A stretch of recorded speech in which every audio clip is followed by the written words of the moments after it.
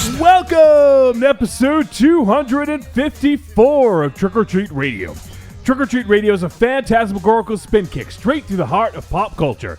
Navigated by the Deadites. The Deadites are the world's greatest electroshock band. We destroy monsters, we drink booze, we win championship belts, and we also have fucking amazing replacements when one of our own goes away. We actually up the fucking game.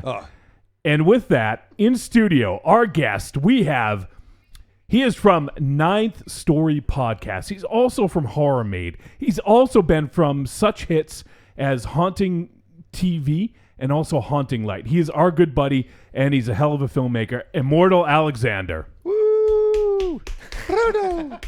Brat, brat. That's it? Oh my God! Hi, everybody. Oh shit! I know it's my turn. What's going on, everybody? How you guys doing out there?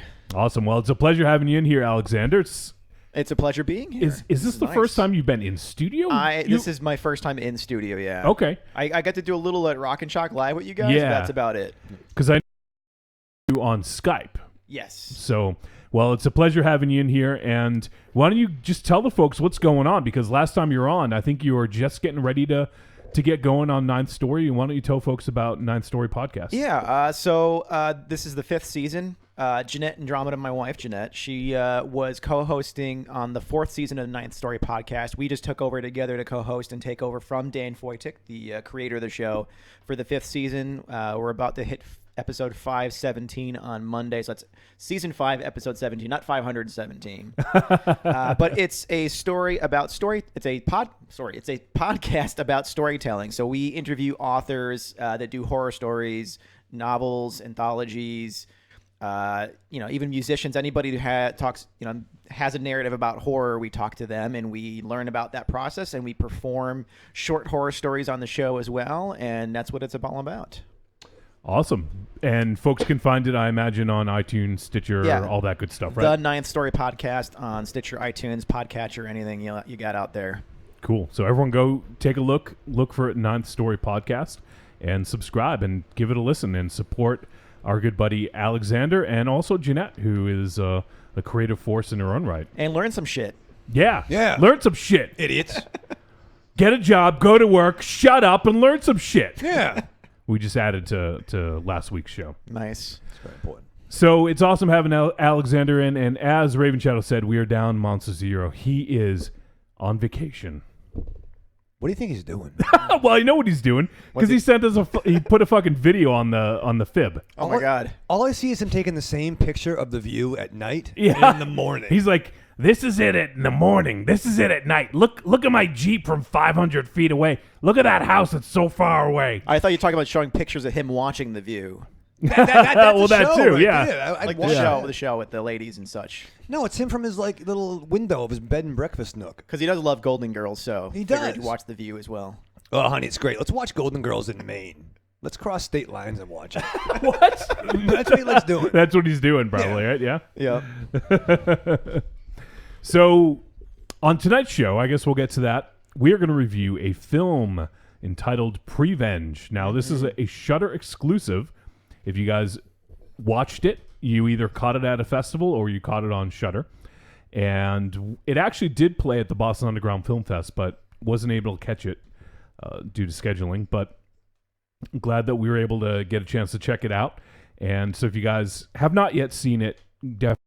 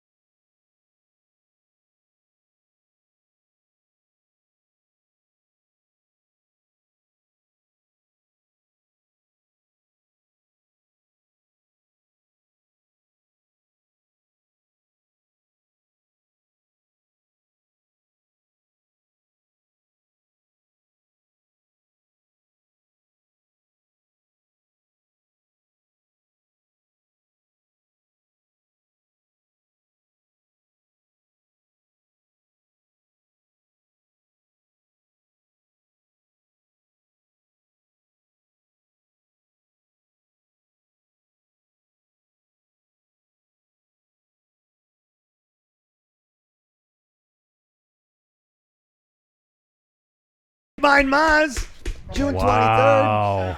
at the Cove Lucky Dog. Wow. The Cove Lucky Dog. We are up to a great start. Allegedly, there's no sound. Oh, God. Is there no sound? No one hears us? No, there's sound. In the chat room? There was no picture. Well, they just texted me and said there's no sound. Oh, okay. No, you missed something really funny. Yeah. We Let me prevenged just all make over this sure. table. It was amazing. Oh my god! Oh yeah, I'm gonna fucking. Prevenge everywhere. Ooh. All right, let me troubleshoot. Ravenshadow, anything crazy happened to you this week? We got together on this weekend, right? We did. We had a gathering of the greatness on Sunday. That was a lot for Dynamo special lady friend birthday celebration at the Cancuns.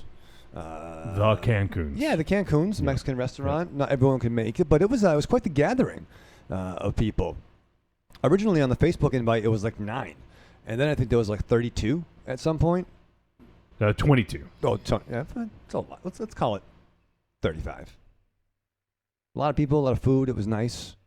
New Hope, T-Dog, a bunch of Deadites, Illuminaries, and Illuminati. And it was very good. Okay, it looks like we're all set. I didn't even do anything. It must have just been a YouTube thing because I didn't even get to the. Michael Neal was there. Yeah. Patsy, Ashes. What do we do?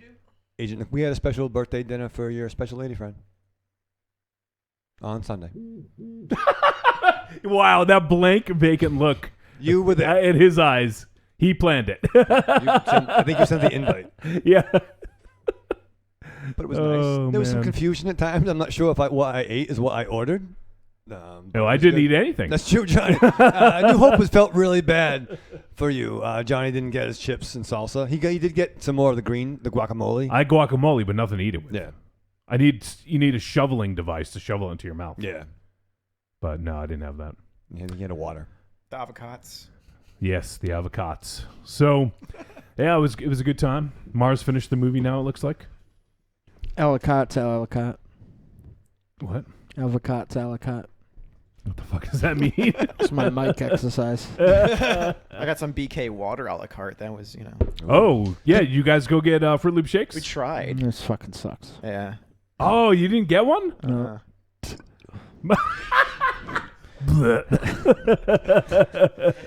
He's just sending the juices back to Burger no, King. because the people fucking full of shit. It's like, oh, shake machine's not down. You close at fucking midnight, motherfucker. They're like, You yeah, keep that shake yeah. machine open. They're like, yeah, we turned it off at 8 o'clock because we're fucking lazy. Yeah. So, yeah. Wow. Though we did, I didn't know if you catch that, but I believe we saw the manager get served papers while we were there.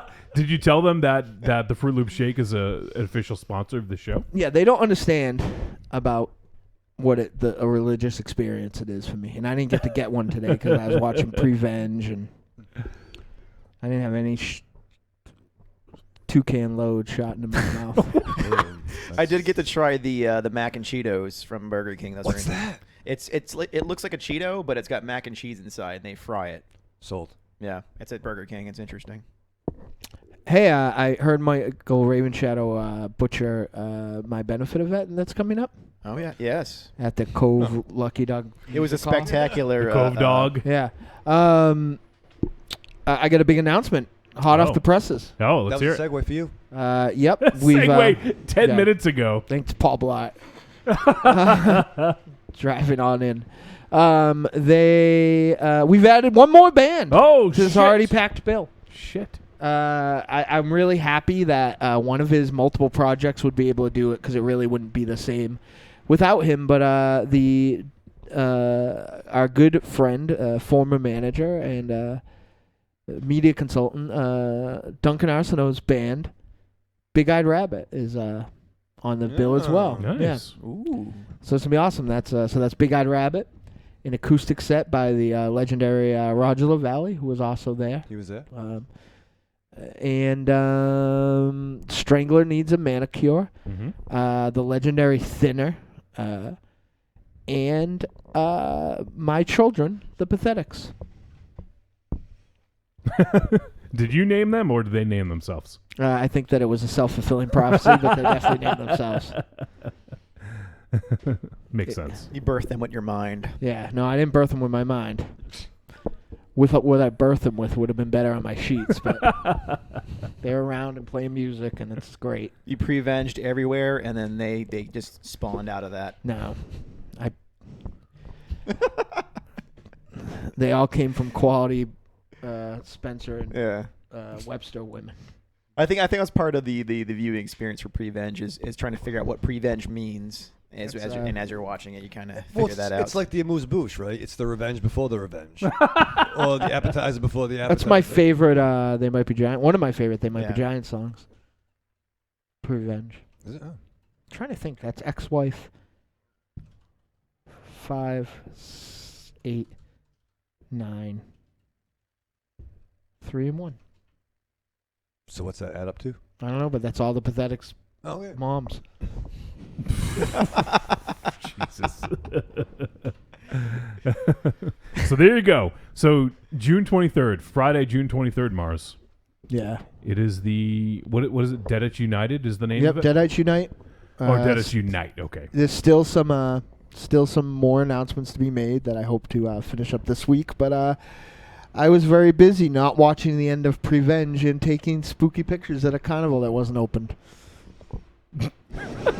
Did you find? What are you, MZ? No, this is a fucking carnival. It's cool. It's not just like, look, it's a parking lot, but it's very far away now. Very, very far. So did you reach the end now? You watched the whole thing? Yeah, I did. We'll talk about it. Okay. Do you Nice. know that we're planning Prevenge? In my mind now, I'm planning Prevenge. In the tail with the condo, Mamma Mia, I'm hearing the sound. Don't you know that the boys are just making it up? Don't you know that the girls are just wishing they'd stop? I don't think Ravenshadow likes your song. Really They Might Be Giants? yeah. I don't like them. I don't like What, you did? I like He doesn't you. want to be your partner Yeah, anymore, you apparently. didn't like Sisters of Mercy until there was a little something on the line. So. Oh, hey, Maybe strange you can learn. bedfellows. Yeah, I don't know. I don't do that. What did they do? They did the fucking. I'm not going to talk about this with you because you still like some really bad bands. So we're not going to talk about that. You don't like They Might Be Giants because you, Donald Trump, and the grandma that we saw walking around the mall that had a shirt that said, "I'm a grandma that likes the bomb to the bow," all like Kid Rock. And Twisted Sister. Well, I like Twisted. Yeah, there you go. No, I had a conversation with A New Hope about the Kid Rock. Yeah, and she said you're stupid. No, she didn't. She said I'm handsome, right, and smart, and it's okay. You're smart. I'm smart, and it's okay to like different things. But no, I enjoy the devil. I don't even back further, man. Grit sandwiches for breakfast. That's fucking old track. The Polyfuse Method had that on cassette from Joey Tron. I don't like Kid Country. That's bad. That's bad. He's not good, but I'll say this. I saw him at the Warped Tour. We were all at. And you started this. You mentioned the Kid Rock. I'm going to say what's good about him. I don't like his friends. It's a very... You like him? Yeah, there's a point. I saw him. It was this dude on stage, and he did the thing that I love when someone like takes every instrument and plays it. I like that. They do the drums. They do the bass. John Flansburgh and John Lionel play every instrument. They Might Be Giants. Well, you know what? They weren't at the Warped Tour in the backstage. Okay? Yeah, it wasn't a backstage. He was just on the back of a fucking pickup truck. I don't know where it was. I was drinking a little bit. They had wheels. I can't believe that we saw the Aquabats and you saw Kid Rock. I saw the Aquabats too. Cat with two heads. I like them. MZ just posted a scoop here. It looks like October 24th. Master composer Fabio Frizzi to perform soundtrack of 1981's The Beyond at the Coolidge in Cambridge. He could be on Skype right now. He could be, and but being on the show. Well, I don't want him on Skype. Yeah, fuck him. Fuck him. Hey, don't you remember when he was on Skype? Yeah, Hey guys, this movie was really cool. Bring me the head up. Lindsay Lohan. It was a mess until Barbarian Sound Studio cleaned him up. Hey guys. Yeah, you're not. That's the line in the sand. You're not allowed to talk about music I like that you don't like because of Kid Rock. Well, listen. He sucks. Come on, so He's so fine. bad. He's fine. No, That's no, fine. no. I said he sucks. He says a lot of nice things There's about you. there's a promoter I worked for. While he's hanging out with Donald Trump and Ted Nugent. Listen. There was a promoter I used to work for, and he said something really profound once. Yeah. He said, "What is your song?" And I said, "It's Self." And I said, "Is that fine?" He goes, "It's better than the guy you're wrestling, right?" And I said, "What's his?" He goes, "He has Kid Rock." I go, "Oh." And I go, "What's that mean?" He goes, "It means you're going over." he goes, "No one with." He goes, "I have a rule about anybody with Kid Rock doesn't break the popcorn match." So you he's a got mid-carder. you went over because of that. It's one of the only times I think I won a singles match, and because I didn't have any moves, that match probably consisted of that person beat me up for 10 minutes, and then I took my arm pad off and clotheslined him and won. That's probably exactly what because I didn't have a move. Everyone was bigger than me, so I decided I was just going to start clotheslining people as high as I possibly could, and it looked terrible every time. But I won that time. Did you have a tiger move? Tiger move. No, I didn't have any moves. Everyone was bigger than me. There was no. Now I would be able to fucking go and I'd be like a giant in professional wrestling, but then everybody was much bigger than me. I would say there was one guy who actually unfortunately passed away named Spider that was about Joey Tron's size. And he was the smallest guy, and I never got to wrestle Spider. I wrestled the guy I was the other guy that the small guy that wrestled Spider wrestled, but he wasn't that small. He was like a chubby Lance Storm. Ooh. So, yeah. But Kid Rock's terrible. Is the moral of that professional You know, I think wrestling. what you did to win that match, I think you channeled your American badass. No, I didn't. I think you did. I actually think- Wow. I actually think I channeled my Japanese badass because that was my gimmick. With your gunslinger, you're like a cowboy. No, I was the redneck kabuki. So Mars, we got an announcement. Not that people out there really care, but you and I are definitely it's happening. Yeah, through the charity of others. We are going to Los Angeles. yeah, Long Beach. You and I are going to go see New Japan Pro Wrestling. Yep. It's going to be No one has Kid Rock on that fucking roster. it's going to be 4/5 of the 5 Horsemen. Yep. Not all going to be there, which is sad, but you, me, Coop, Jakey Poo, and we're going to hook up with Ledger out there and see hopefully a bunch of other folks. I'll miss El Goro, even though I don't think he likes me very much. Why? Because we've been fighting about scarves. We've been fighting about scarves and Batman And all David day. Lee Roth. Yeah, And Diamond Sammy Dave. Hagar. Yeah, David Lee Roth. That's who you should like. I do like David Lee Roth. Who's better? David Not Lee watered Roth down David Lee or Roth. Sammy Hagar? David Lee Roth.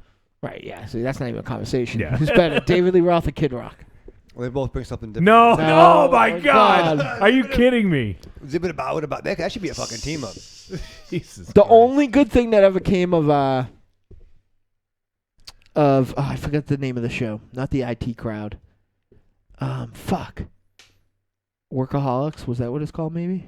I don't know. There was two. The one with the guy with the big bushy hair. Yeah, what was that one? I think that's Workaholics. Yeah. The only good thing that came out of Kid Rock is on that show, the guy with the bushy hair was trying to start a fight with somebody. Yeah. And he goes, there's going to be 2 hits. You hitting the floor and Kid Rock's Bomb de Bow playing on the radio. That'd be fucking dope. Yeah, he ain't fucking the Casablanca of fucking music. He just makes me smile like his outfit. Well, in the chat room, You we also- probably, and you know what? Wow, is it gonna be like that because Montezera's not here? You like attitude era. You know what? I have a bone. I was mad at Yeah. you all week anyway. Listen, now I'm Yeah, getting mad at yeah. You know break why? Up, break up the team. Alexander. Break them up. Bring the heat. Because I watched somebody posted Attitude Era professional Oh, wrestling. you saw the Stone Cold Steve and you Austin, have to right? you have to explain to me why that's not the worst era of pro wrestling ever. I remember when you getting pissed off leaving a meeting because we had to watch Raw during the Attitude Era. Remember that? No. I remember. Yeah. Well, I also used to Tuesday. fucking the Mickey Mouse Club was my jam when I was 7, but I grew up. No, that's a bad era of wrestling, and no one stepped up to name one professional wrestler from that era who was birthed from that era that is still relevant or important or marketable in the sport now. Are we going to have a heel turn tonight and you guys are going to fight? Is that what's going to I happen? think so. That might happen. Yeah. You're gonna have to break it up, Alexander. All right, cool. But no, I mean, what relevant now? It's that relevant. Sold a lot of fucking. It was very entertaining. You might not like it, and that's your opinion, and everyone's Well, different. I generally say my opinion. Hey, but you could also not look. You might not look back on it fondly, but you can't deny that we were all there So I brought over at the cookies. original Castle Wolfenstein, all the pay-per-views. Yeah.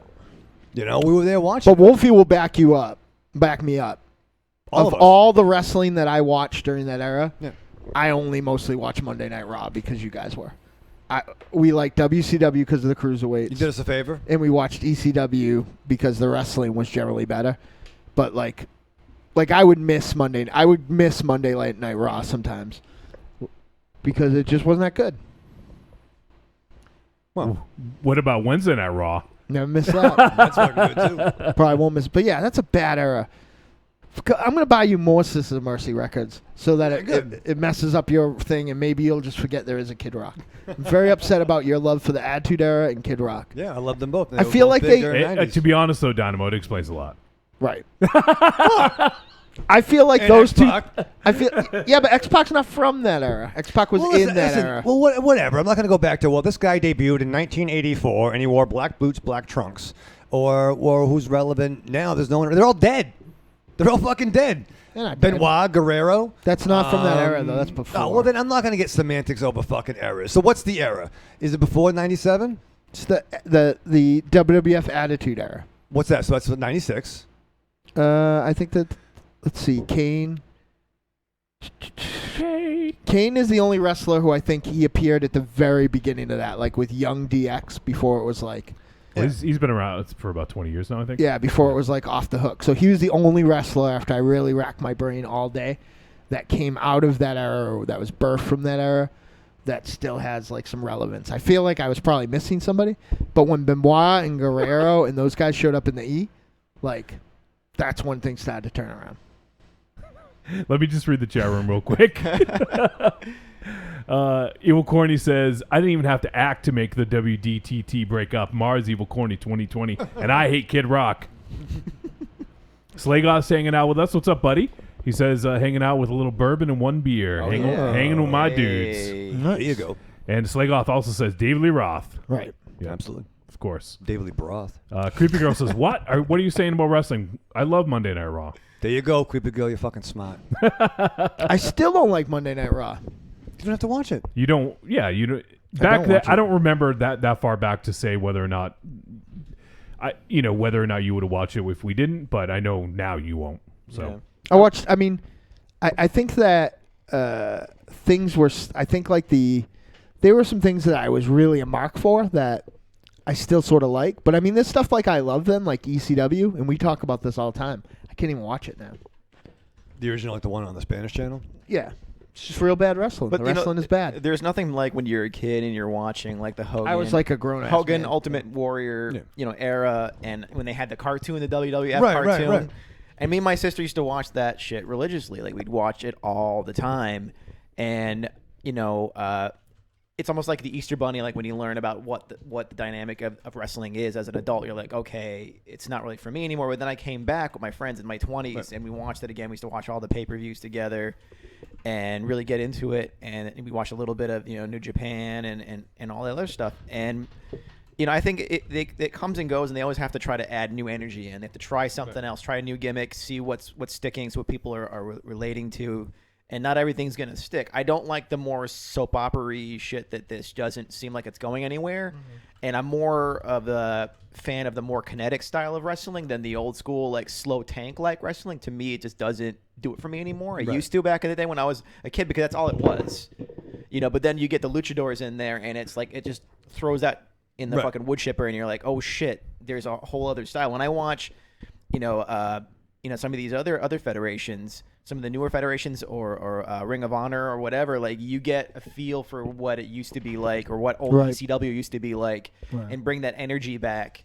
And that's what I really love. It's when there's more energy, when they're interacting with the crowd, or they're trying to entertain the crowd. They're not trying to just pretend it, that they're whatever. They're really trying to get into the more technical stuff and more like fun stuff, like really engaging. The closest thing I've ever seen to old ECW as far as energy is Pro Wrestling Guerrilla. Yeah.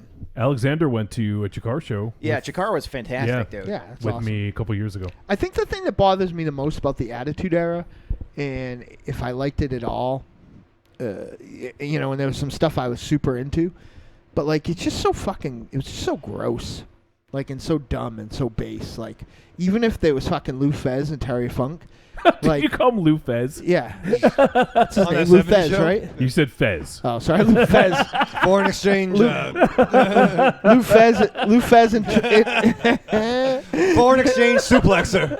Lou Fez and Terry Brunk. Even if it was those guys, and then like we had like all these terrible underwear models rolling around and like Male. Oh, well, that's cool. Male Yeah, underwear yeah, models. yeah. Well, Shawn Michaels.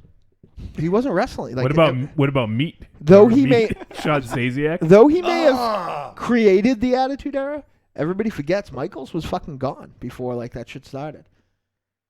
Well, he was during the rise of Stone Cold. Stone Cold's big match, right? The match that everyone says is the most important match for Stone Cold was Shawn Michaels' last match Right. for like 20 years or something. Bosch says I'm wearing my Fez. Nice. But yeah, shit really went off. The Attitude Era really got real, for better or worse, was after that WrestleMania with the one with Mike Tyson. Was that in Boston? Yeah. Yeah. Yeah, after that WrestleMania with Mike Tyson, because they were losing and they were starting to copy things from ECW. You had the Terry Funk and Mr. You had the New Age Outlaws thing before that, and they were fighting Terry Funk and Chainsaw Charlie, yeah, right? Chainsaw Charlie. But they were still. I mean, think about it.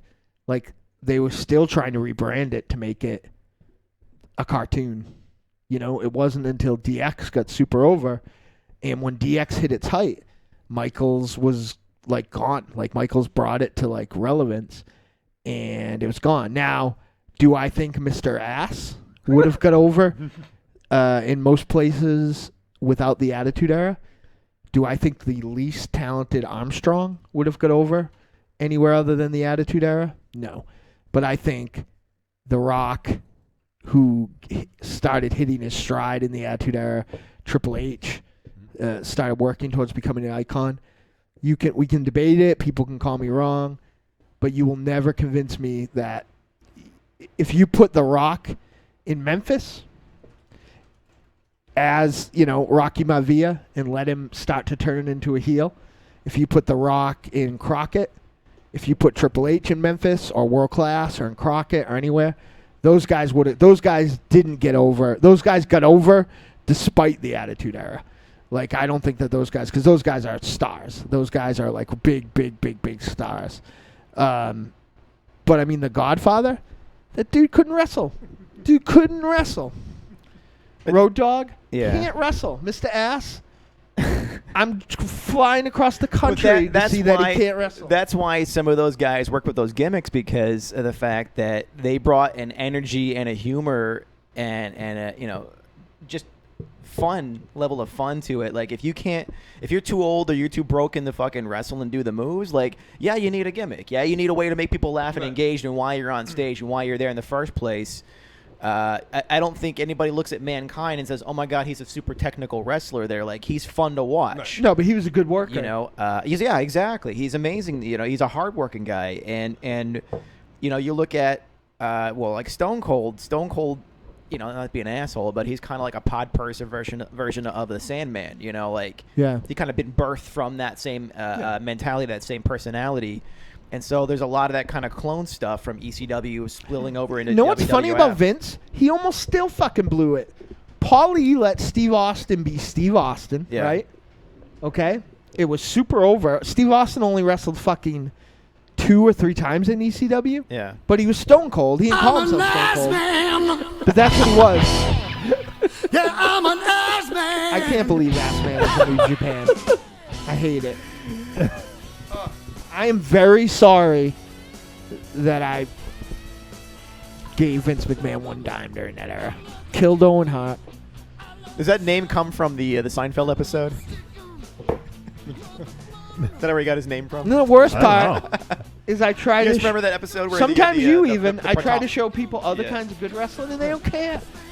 There's No one's naked and no one is... They should get naked. No one's beating up women and it's just bad. It was bad and even too sexist for me, and that's saying something. Too sexist for robots? That's a bad era of wrestling.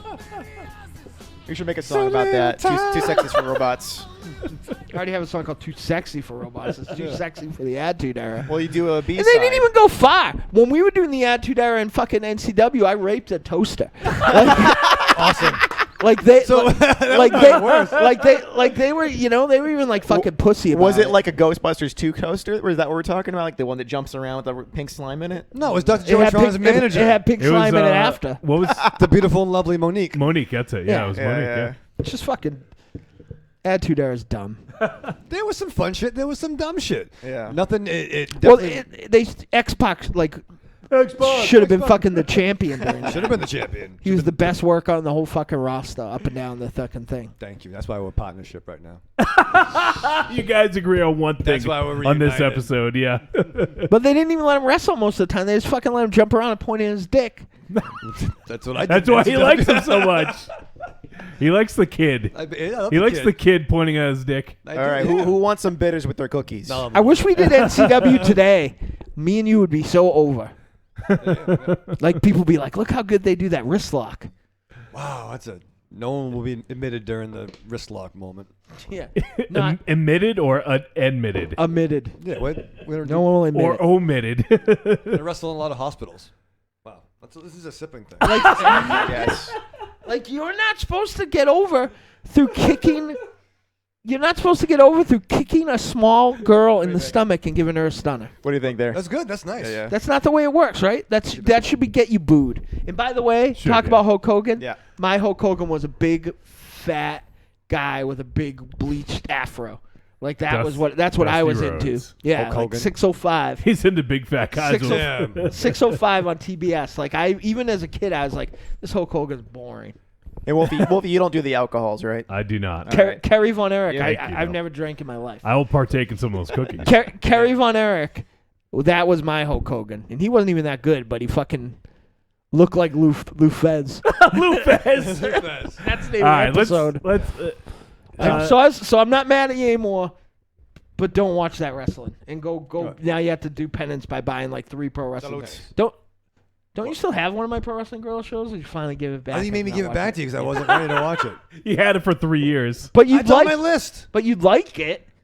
I would like it, but I'm watching fucking Prenatal or whatever the fuck it's called, Prevenge. I'm Prenatal. watching. Pre-cum. Yeah. That's the next one. That's a trilogy. People ask what you're drinking. Would you mind if I hold the bottle go up? ahead. Yeah. Yeah, It's say who's on it. Amaro Lucano. It's an Italian bitter liqueur that's got my great aunt on the bottle. So Do yeah. the chat room like? Does the chat room like the Attitude Era? Thank you. It was really just Creepy Girl saying she named some of the wrestlers she liked. It was fun. From now or then? I was Just- 20, just 21 years old, and it just was exciting. People had everything I like: leather jackets, crotch references.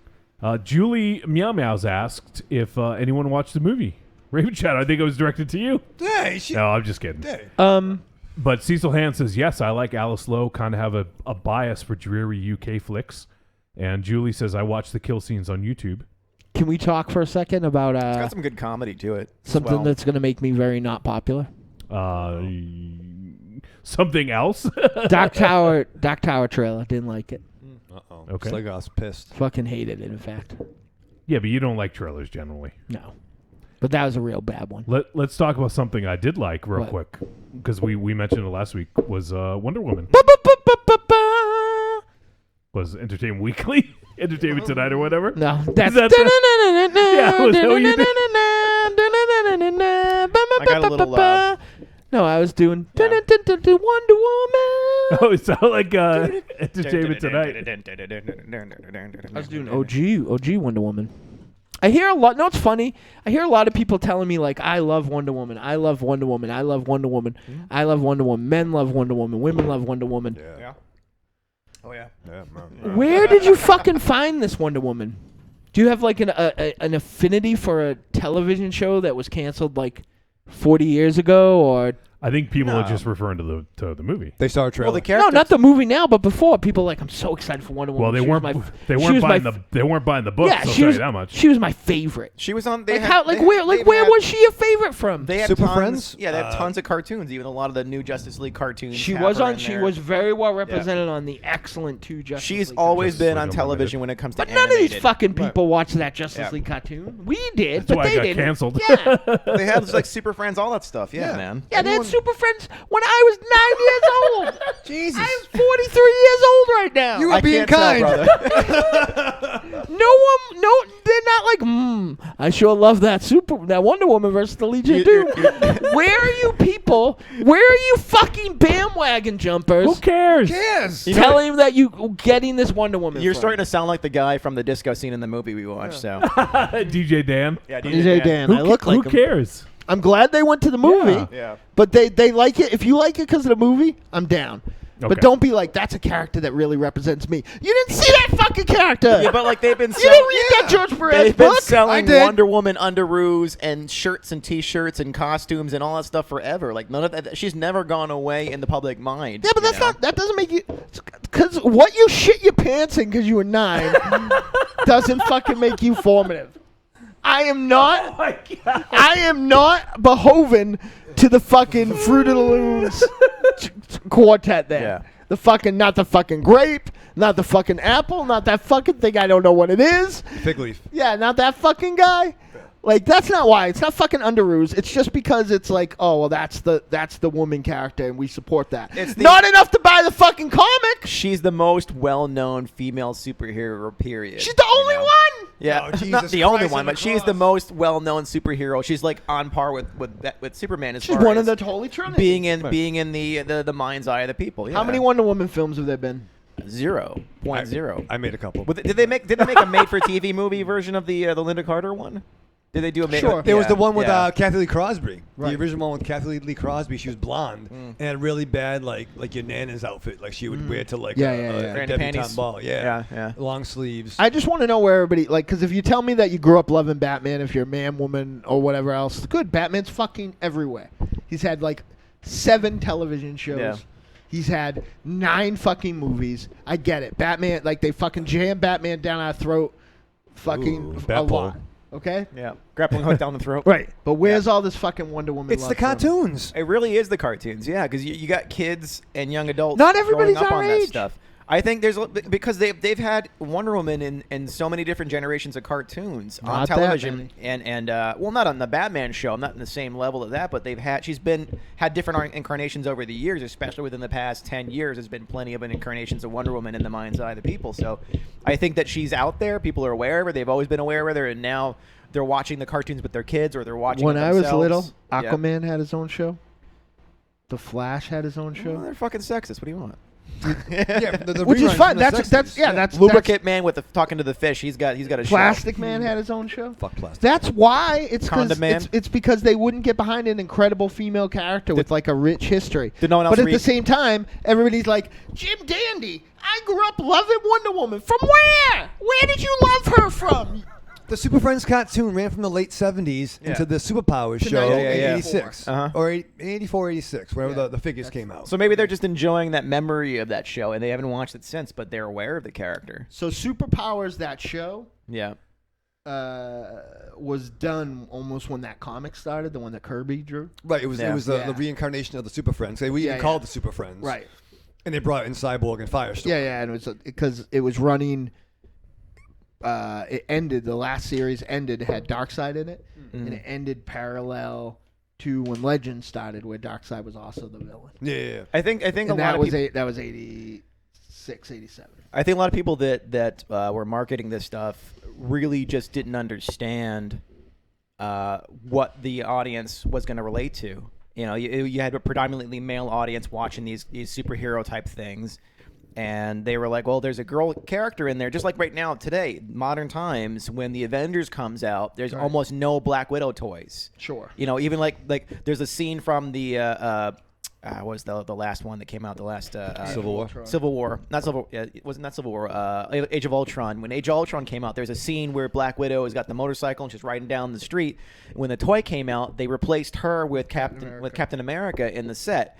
So even today, they still don't understand that young women want these characters. Even young men want the female characters. There was, female characters in G.I. Joe. They didn't stop selling those toys with the female characters. They still put them in the set. Whatever character you wanted, any of the good characters, bad girl characters, they sold them, back in the day, but not with the bigger moving things with Avengers. They just haven't done understand. That. Yeah. Even when we had started, even in the early days of the Fib, a memo went around that said that girls don't play with action figures. Right? I understand the broken, crippled, insecure psyches of the people who were in charge. Yeah. Of why Wonder Woman didn't have more costumes. Sure. I understand that part. Yeah. And it's bullshit. It is bullshit. Because, the comic stayed steadfast for the most part. The character was, even Batman has been fucked up. They never, with the exception when they put her in a fucking purple suit, they never fucked up Wonder Woman. Well, they even tried to. There was 2 other attempts at TV shows. There was one during the '60s that was actually very bad. I saw a few clips. I think you can find them online. And there was the one in the early 2000s that was going to have Carrie Elways was going to have a part as a businessman, and everyone flipped out because she had pants on. That wasn't even that long ago. Early 2000s. It was before the early 2000s, I think. And right? she never had Wolfie, her own, we have that. That's on the server, I think. She never had her own animated show, right? What Wonder was? Woman. That Wonder Woman. It was always a team up, right? Yeah. I think Wasn't so, that 2014, 14 or 15. Yeah, that wasn't that long ago. I think you will see an animated you will now. Wonder Woman show now. Even though when I did go, I was at Walmart the other day, and I was surprised with how little Wonder Woman stuff there was. Right?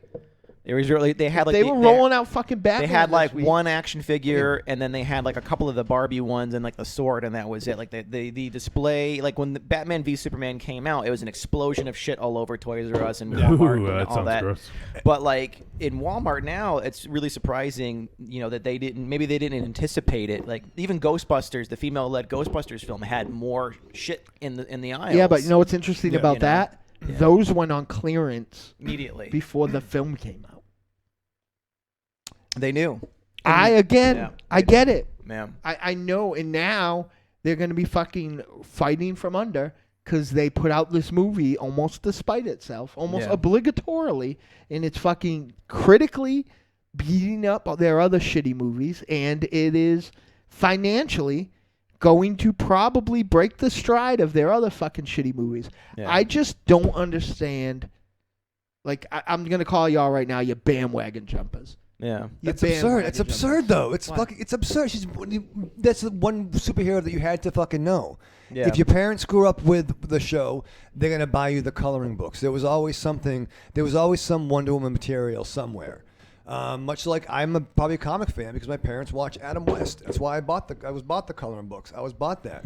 You could go out of all the female superheroes, Wonder Woman is the at least go-to. Yeah. If you were a father and you had a girl, you'd find Wonder Woman. Maybe you'll read Batman someday, or she's the most prolific. The Trinity. You can get bandwagon on Harley Quinn. She sells a lot more than maybe say Daredevil. Yeah.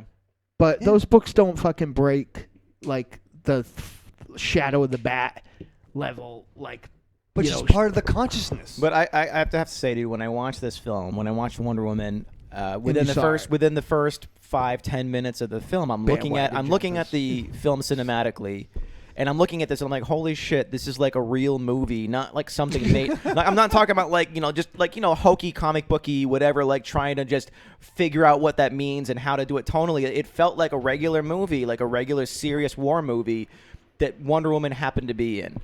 And I was looking at it visually, cinematically, tonally, performance-wise, and I was like, wow, this feels like a genuine film that happens to have a superhero character in it and has those moments, still has those moments of the superhero moments in it, but feels like a real war movie and not like something superficially created in order to kind of wrap around a superhero movie. Well, you can do that with good writing, good storytelling. I mean, Cap Winter Soldier is a John Grisham flick with a Star Spangled Avenger. Yeah.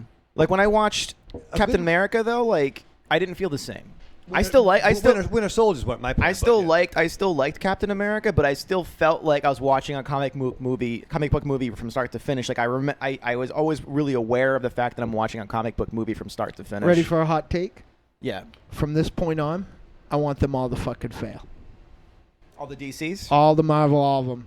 You know why? Why is that? Because only then, and when both the companies are practically fucking bankrupt and doing poorly, yeah, only then will they probably start putting out comics again and not trying to pander to mainstream media.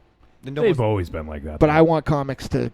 I also, as I said today to you, I want comics to die. I want them to stop. I know, but they've always been like that. They haven't always been like that. Who have they been pandering to? Because they had Muhammad Ali in one.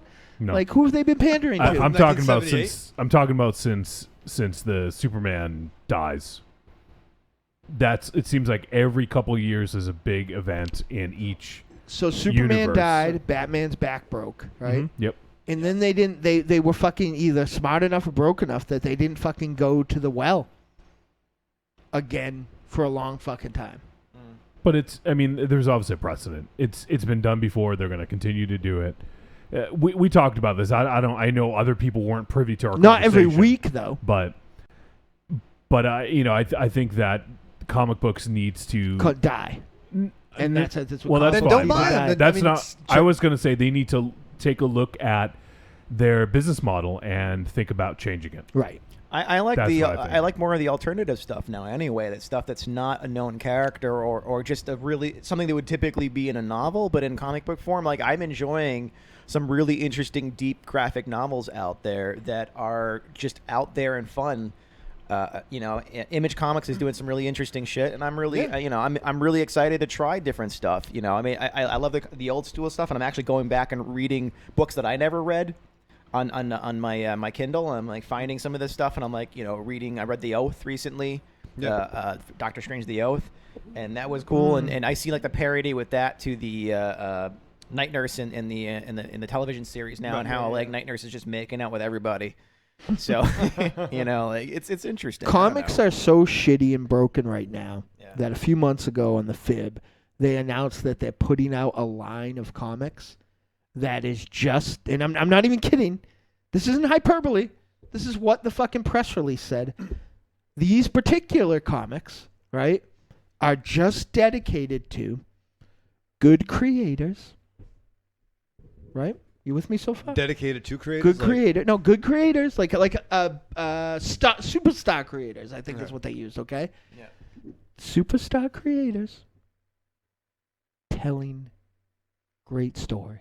Shouldn't that be all of them? Yeah, that's right. It's all of them. What are the other fucking books for? Fucking Howard the Human here. What is this whole fucking wall of books for? That's entertainment. Fucking Howard the Human. Oh, you want the shitty comics? Yeah, those are over there. Yeah. Oh, this book has the fucking best writer and the best artist. What are all these other fucking books for? They should have a little velvet rope and a line, waiting in line for those the good comics. They know it's broken. All right, we got to move on because we're going to go to the film. Yes. They know it's broken. Let me read the fucking chat room. Cecil says, Mars, I have a friend who all of a sudden told me that Wonder Woman was his favorite since childhood. I'm fine with that, but I'm just as curious like how Wonder Woman leapt to the top for a guy who's never brought it up before. Exactly.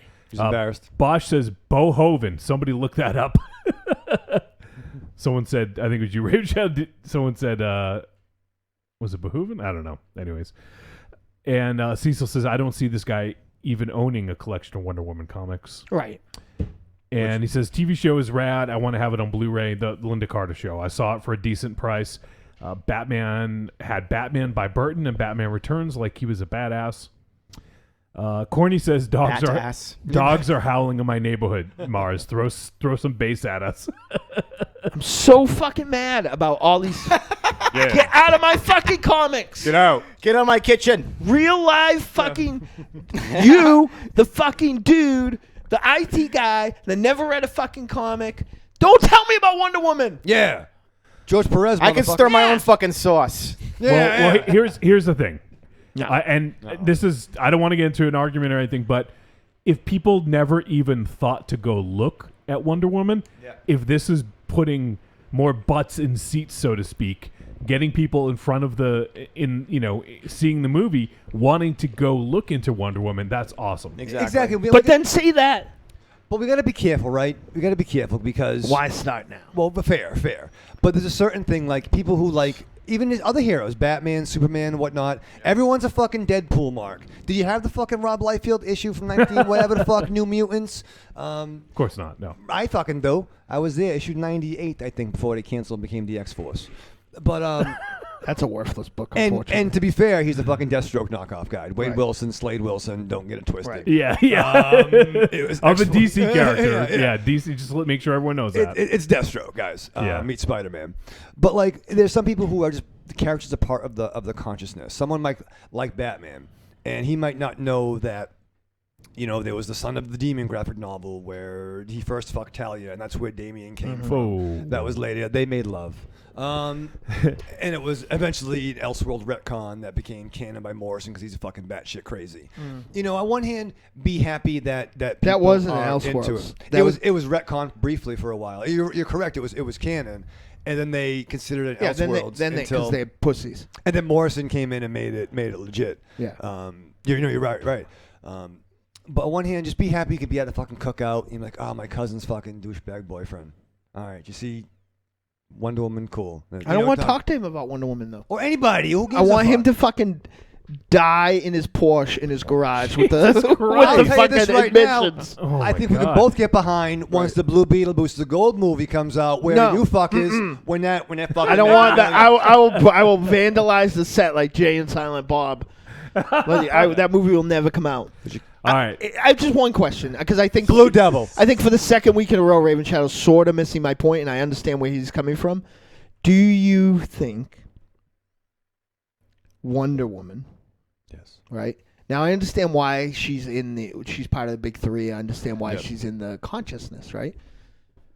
But there are a lot of there are a lot of things that are in the consciousness of America that they know that it exists. That's woven into. We hear it talked about. Do you think Wonder Woman has been given the media opportunities of Batman? Well, I don't think she had the right agent. I think Batman has Scott Boras. If you know him from Major League Baseball, you get better deals. Superman? He's a better agent. How do all these people know? Like, why? Like, I have lots of underwear. It didn't make anything my fucking favorite. Because you And just if- know fucking things. And if anything, Well, you don't get too attached to your underwear. If 'cause any- and if- that'll last long. and so are you telling me that all this love for this one character, and let's be honest, I loved it because it was the only shit that's on, is from one of the most shitty cartoons in the history of fucking shitty cartoons. That's why everybody loves it, the Super Friends. Super Friends. Oh my god. It was the best when you fucking. Listen, I was very young. It's the best show when you're fucking 3 years old on Saturday morning. Right. Exactly. That's what I just said. Right. Okay? You are correct. I agree with you.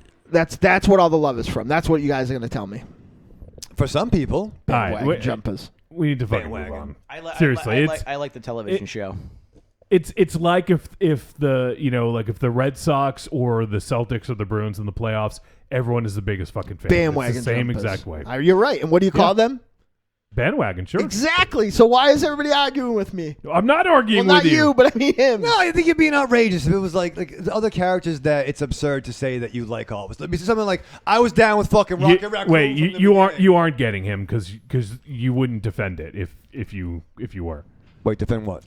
All right, we're gonna move on. And I All right. was down with Rocket Raccoon since the beginning. I got the miniseries. I got the Hulk. Yeah, the Magnolia one, not the first one when he had like the dome helmet. No, I have that the one, Hulk. and I have the fucking Hulk. Yeah.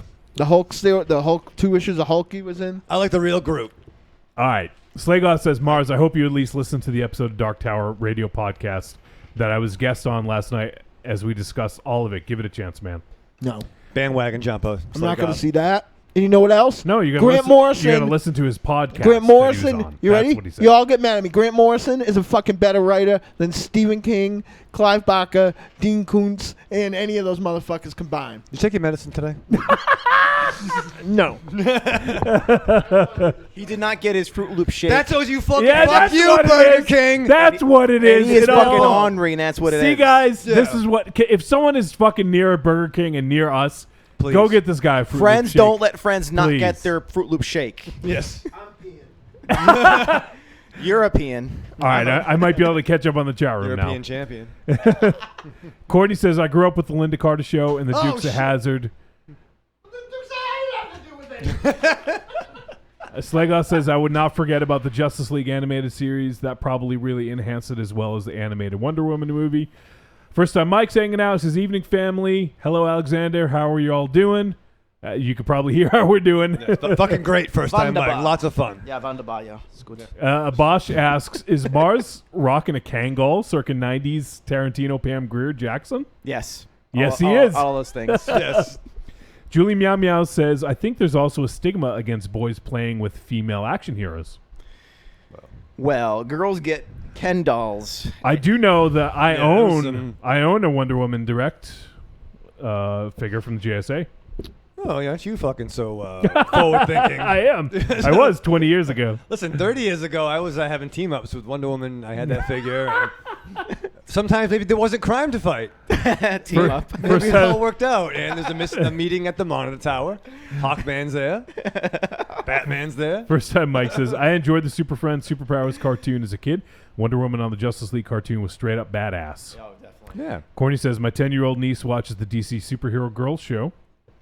And Cecil says, Wonder Woman is going to ruin the Universal Dark Universe this weekend. Sad face. You mean make it not as moody? I think that Tom Cruise is doing a good job of ruining it. Yeah, all what the his- fuck all happened his to own. him? Did he? Yeah. Something bad happened. I heard that. Like, I saw a couple reviews says it's his worst movie ever, which he's been in a lot of movies, so it's saying something. Is it even out yet? Yeah, it comes out tomorrow, I believe. Well, the other early reviews are out. Yeah.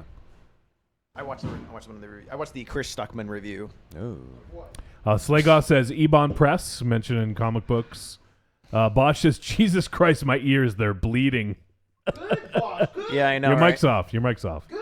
Your mic is off. You should learn things, Bosch, about Don't stuff. talk about Bosch. Yeah, Bosch is the best. Don't. And you know what? You know what? Alan Moore. You know that guy? Yep. Alan Moore is a better writer than Yeah, Grant Morrison. Alan and Moore. all those fucking writers. I Alan mentioned Moore and combined. Grant Morrison are in a fucking wizard battle for 30 years. Oh, it doesn't get any better than that. Right. Where's fucking Clive Barker's was a battle? You don't have one?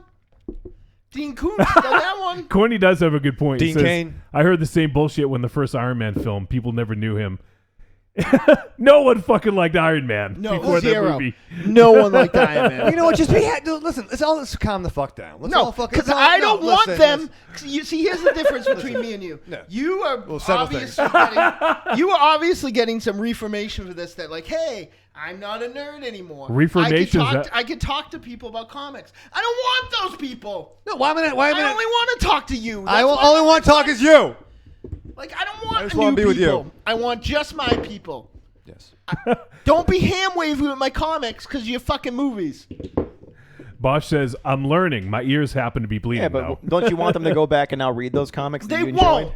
Why not? Why wouldn't I they? have That's fair. I have one fucking Spider-Man Yeah. 1 movie to this fucking Wonder Woman movie that says that they're not going to read But the comics. they're so accessible now that you can get them digitally. It's not happening. I understand how accessible I'm they reading are. more than I did before, and I think that's. I mean, it might not be the entire demographic, but I think people will, and I feel that they're going to bring some of those key stories to. It's not happening. the It DVD. should be happening. It's built to happen. Yeah, There's you're- an infrastructure there. You're gonna see a lot more DC animated if films. D- They're going to if bring out DC those was deeper smart- stories, those deeper cuts. They're not smart. If DC was smart, they would have handed out a digital code to everybody that saw the movie on opening weekend Get a comic book. to get them to get a free comic book.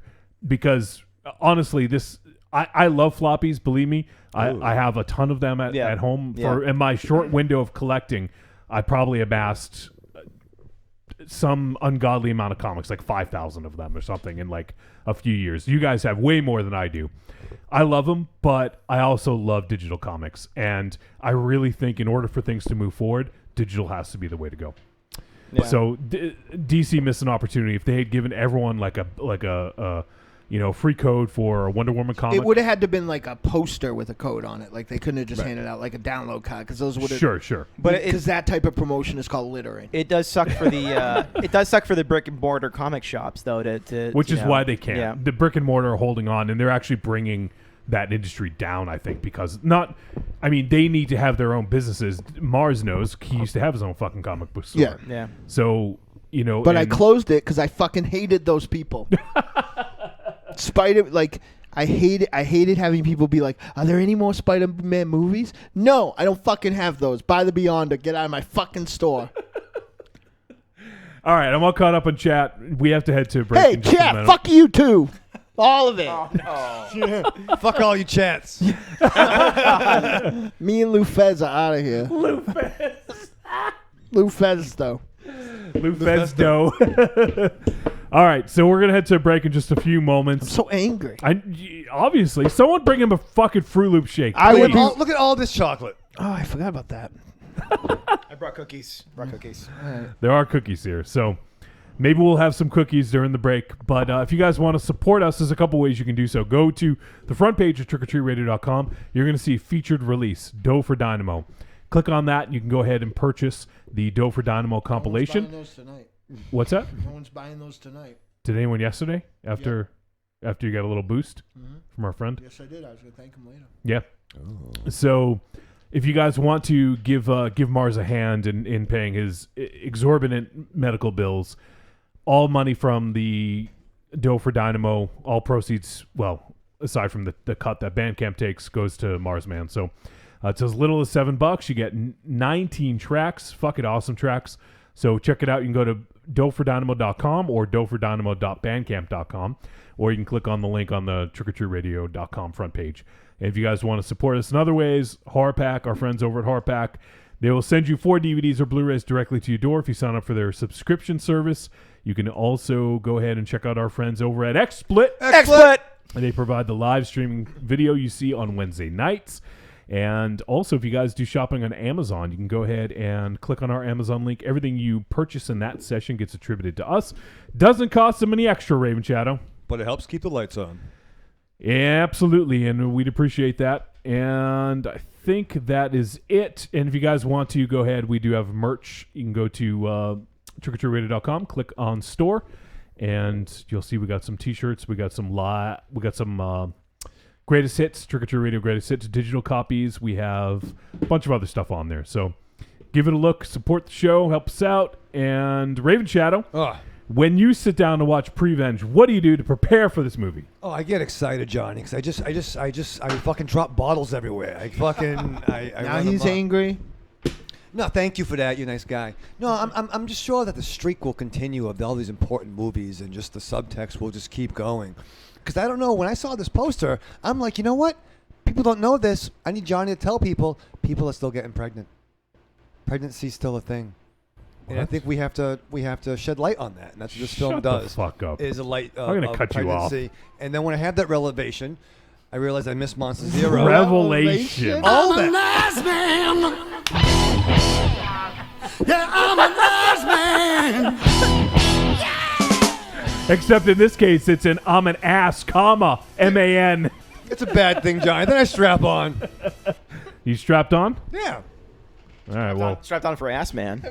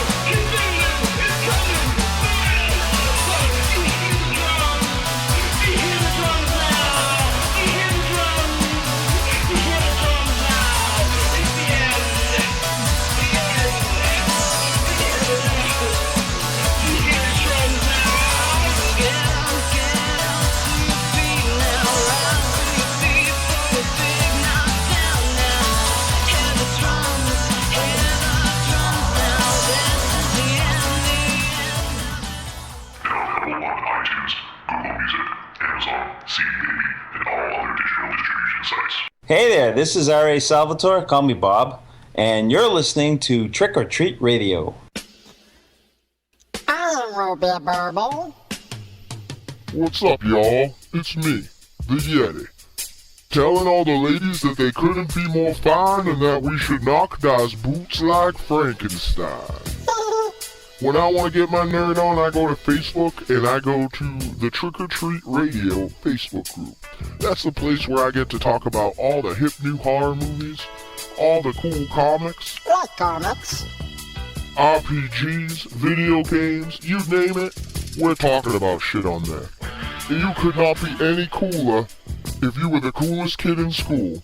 Be the first kid on your block to swing their cock over at the Trick or Treat Radio Facebook group.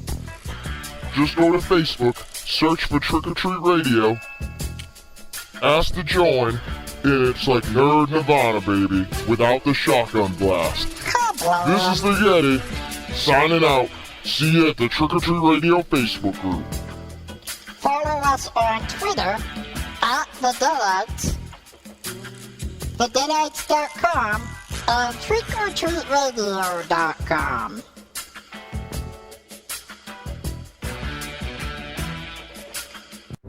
I'm Kevin. And I'm Rick. And we're your hosts of the Radio Violenta podcast. Join us as we drink and stumble our way through Italian occult cinema. Follow us on Facebook. And subscribe to us on iTunes and Stitcher Radio.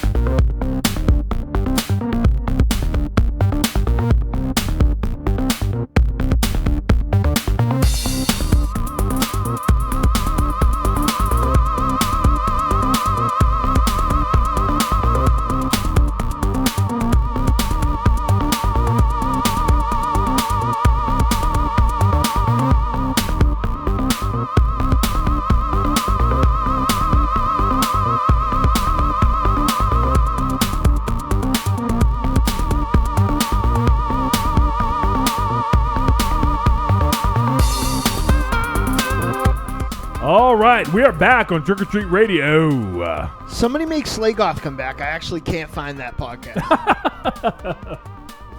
All right, we are back, and we're going to talk about Prevenge. This film is 88 minutes long. It is a comedy, drama, fantasy. I think it's a little bit more horror. And, yeah, I would definitely put horror in there for sure. Yep. From 2016, that's when it hit festivals, and it just got a release fairly recently here, a few weeks ago. It is a Shudder exclusive. If you guys have access to the streaming service known as Shudder, you can check us out, and if you don't, you probably should, because it's pretty awesome.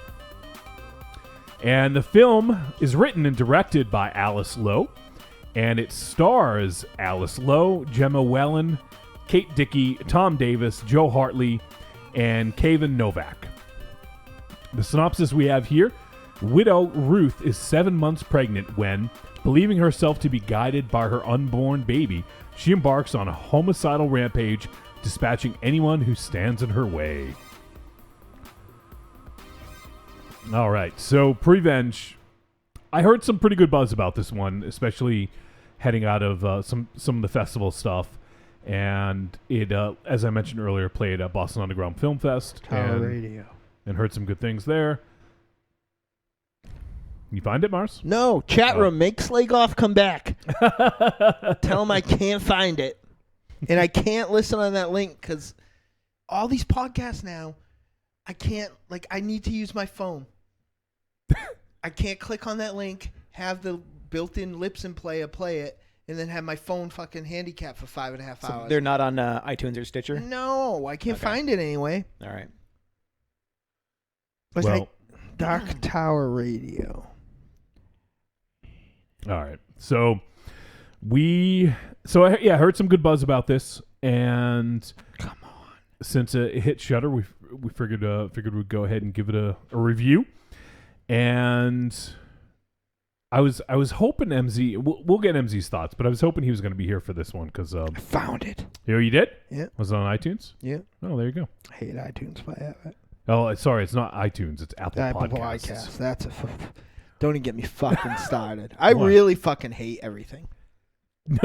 And when I said earlier that we should make a new shirt that says that you're angry all the time, I'm not and angry. you said you're not. I'm not angry all the time. You just hate everything. Right, I can passively hate everything. I can have a nice, relaxing, hateful day. Can we have like a font that shows that his voice is getting higher when he goes, "You wouldn't like me when I get angry"?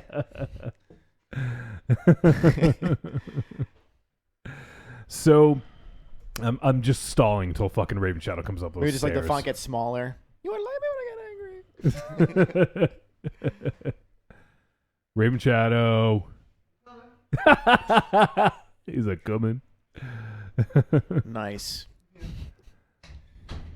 And he's gonna smell. He made the kids smell. The camera's off. Well, I was waiting till you got back. No, I'm just kidding. Yeah. I'm off my game today. Let there be Raven. There you go. There you Thank go. for appreciating me, Alexander, taking me for who I am. You're welcome, sir. You staying over this Rock and Shock? Yeah, we got yeah, definitely. Class it up. Get some pizza. Yeah. You're gonna have Smoonos like adults. Yeah. Ravenshadow. You should get an Airbnb. You should. If I can pull the off- Ravenshadow is Oh, is a yeah. B&B. Oh, fucking Shadowland Estates, baby. It's gonna be fucking nice. If you charge like $20 a head, you'd make a fucking killing. Can you do that? Yeah. Oh man. Yeah. Be a business. No, if I can get some work done come September, it's gonna be an all new, different Shadowland Estates. Oh. Nice. I'm gonna have a guest room. Nice. Get one of those womb chairs. A candle guest room? Did you say a womb chair? Yeah. What the hell is that?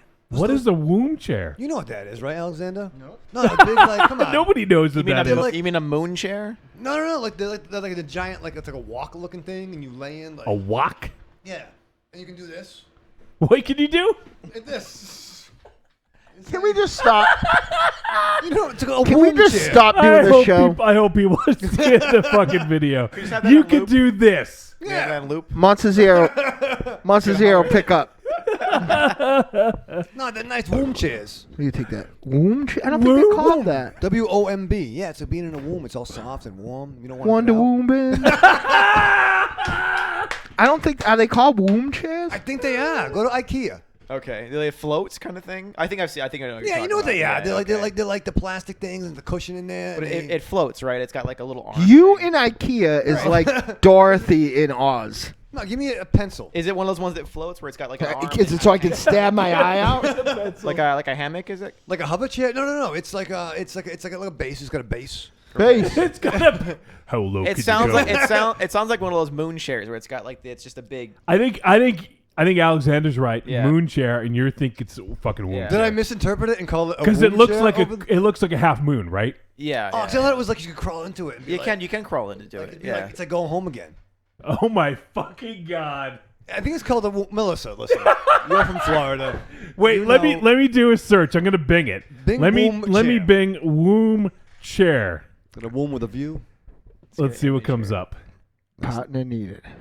Is that it? No, I don't No, think that- that's it. that's- Try moon chair. Try moon chair. See if that comes up with it. That's what comes up for womb chair, Ravenshadow. You see that? That looks nothing like a womb. I can't even pretend I'm in a womb right now. That's what you're talking about.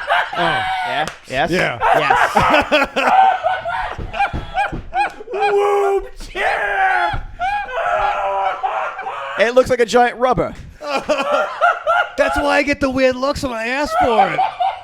He He's said been going to every fucking store. he said it with such conviction too. You guys got womb chairs? He thought he had to go to IKEA to get that shit at Target. They had Yeah. so you had a version of this on in the Austin Powers movie. Like back in the 70s, they had a version of this that had like a plastic like half egg that thing would sit in. Oh, that's cool too. Yeah, they had that Clockwork Orange too. Yeah, exactly. Oh, well, I want a moon chair. Cecil Hand says those kind of chairs are reserved for the likes of Seal and Jamiroquai. Yeah. Exactly. He said, I visualized Seal leaning back and starting to sing the beginning of Kiss from a Rose. Oh. Yes. Legs spread wide open. Yeah. Just The relax. more of you, the stranger as it seems. Futures made up of wheelchair insanity. Enjoy the view, ladies. Here we go. That's like when I thought forever that like Hercules was called the loin of Olympus. He's like, I'm the loin of Olympus, and it made sense to me because he's like the son of Zeus, right? And he's the son, he's a demigod. But then I reread it, and it was like he's the lion of Olympus. Oh please! Oh, well, I thought it Treat. I thought it was a womb chair, so I'm sorry. I'm sorry, IKEA. I'm sorry, Target. I'm sorry, Slagoth. Slagoth's mad at me for no reason. No, he's mad at you because you talk shit. Exactly. Why maybe he liked Wonder Woman all along. Maybe I'm mad. No. I don't know that it was Dark Tower. That's a fucking jam. That trailer looks bad. Yeah, but you said I don't want to fucking listen. I don't want to see it or something. I'm not gonna see it. You don't want to listen to his podcast. No, I already fucking subscribed to it. I'll listen to that. I could definitely say it's poorly sold. You know so why far. I listen to that? Because it's on a medium that I can fucking listen to it and it doesn't shut down my phone. Cabal Corner, Michael Ravenshadow showed up on that. Talked to Evil Corny. And my fucking phone makes me feel like Michael Ravenshadow every day. I try to airplane New Japan. It turns off. I can't get the airplane back. I fucking hate it. All I want to do is watch New Japan. I've been watching New Year's Dash for 5 weeks. Yeah, and it's like 5 months old. Yeah, well, I've been by the time I get done, it'll be 10 months old. Yeah. What's on the side of Dynamo's Diet Dr. Pepper? Oh, Wonder Woman. Wonder Woman. But it's hot too, though. Keep in mind that up until the summer of '88 and even '89, like people couldn't get the Adam West show out of the consciousness, right? There were even people protesting. We're talking about the movie. Batman. What are you doing? That's a good segue, Johnny. June 23rd, the Dynamo extravaganza. No. The anniversary of Batman. Prevenge. Dude, you're turning him into the no cat. Stop. Prevenge. Stop it. Prevenge. All right, for you, Alexander. Thank you. Jesus Christ. Is this what happens? Is MZ the fucking glue that holds the show together? You guys put your Batmans and your Wonder Womans away for now. All I want to do is watch. I've been trying to see the main event of New Year's Dash for like a fucking week now. Oh. It doesn't work. Okay. Prevenge, yeah. Thank you, Alexander. I don't care about It's a movie. Prevenge. It's awesome. You like it. You love it. All right, so this movie, Alice Lowe, if you may know that name. She's been in a bunch of other movies. Yep. And she was in Sightseers, which is a Ben Wheatley joint, which I dug a lot. She's also one of the voices in Locke, as we discussed. Mm-hmm. She was in Hot Fuzz. Yeah. A bunch of other stuff. She played the secretary to the supermarket guy. Alice, I think, was the name of the character. Yeah, so she's been in a bunch of stuff. You guys have probably seen her around. And I believe this is her directorial debut, if I'm not mistaken. For feature film, yeah. For feature, yep. Yep. She has one short under her belt. Under her prenatal belt. Yes. Chastity belt. So she does have one. Didn't work. No. She does have one short. So yeah, this is her feature debut, and she has written some other stuff as well. Mm-hmm. But this film, so it starts out, and she's in the pet store, right? And she's kind of getting a little tour of all the different pets. She says she has a son at home, which she does not. Spoiler alert. No. And basically said that he wants like a dangerous pet or something like that. Then it gets real sleazy for a minute. It does, yeah. Crazy. And then all of a sudden, it gets really fucking bloody. Yeah. Yeah. As she slits his fucking throat. Yeah. And there's blood everywhere. So this, I think at that point, the scene had just like overstayed its welcome, and then business picked up, as Jarrah would say, you know. So I think that was kind of an interesting scene and kind of a nice little gateway into the life of this character. What is her name? Ruth. Yeah. So basically, I mean, it says it in the synopsis. What happens in here is she is 7 months pregnant, and her baby is basically telling her to kill people. Now, as we go through the movie, we find out that there might be some other things at play. And with this one, I'm not too worried about spoilers. Like, there is some stuff that I maybe don't want to touch on, but you know, they give a lot of it away in the synopsis, and also just by looking at the poster, I mean, you kind of get an idea of what's going on here. So we don't have to tiptoe too much, but I also don't want to, you know, give away major plot points, I guess, or endings, I should say. And now, in you guys' estimation, did you feel that she was legit talking to the baby, or the baby was talking to her, or was other stuff at play here? I thought she was just kind of, it was her maybe being mental issues in her head. Mm-hmm. Because there's definitely some grief. Right. Something happened. It's a, what do you call it? What do you call it when you not project? Well, that's what it's feels very much like projecting. So like, it's what I said. It's projecting. Yeah, it feels very much like that. Womb chair. Yeah, because if that is a baby, it's very articulate. It's talking to her like it's a very articulate baby that has a very strong opinion about a lot of things already. So rubber baby psycho mother. Well, it's a devil, but I like, so the director can, at some point she can say that it wasn't like it was just like grief and some sort of projection or whatever. But I think I don't know, the way this movie is packaged, mm-hmm. In the music and kind of the comedy and the banter and stuff like that. Yeah. I think it could have been some sort of supernatural chicanery. Yeah. And I will say I like it more under the pretense that it was some sort of supernatural chicanery. Well, and that's also, I mean, that's part of the big question, right? Especially, without giving too much away with the ending, it kind of gives you that like, oh, well, like maybe not quite what you thought, So I thought that was a pretty interesting way to end it, because it's almost like you had resolution and then it was like, no, not quite, It had a lot of layers to it, and I think the fun is just kind of seeing those things kind of peel away as you go through it, where she goes to the nurse to kind of do her check-ins and see how the baby is doing, and then those conversations really to kind of plant a lot of questions in your head constantly that don't always get completely answered, but they kind of unravel little by little, and those kind of scenes with the nurse kind of do is they kind of constantly plant questions in your head of what's going on, and maybe it's this and maybe it's that.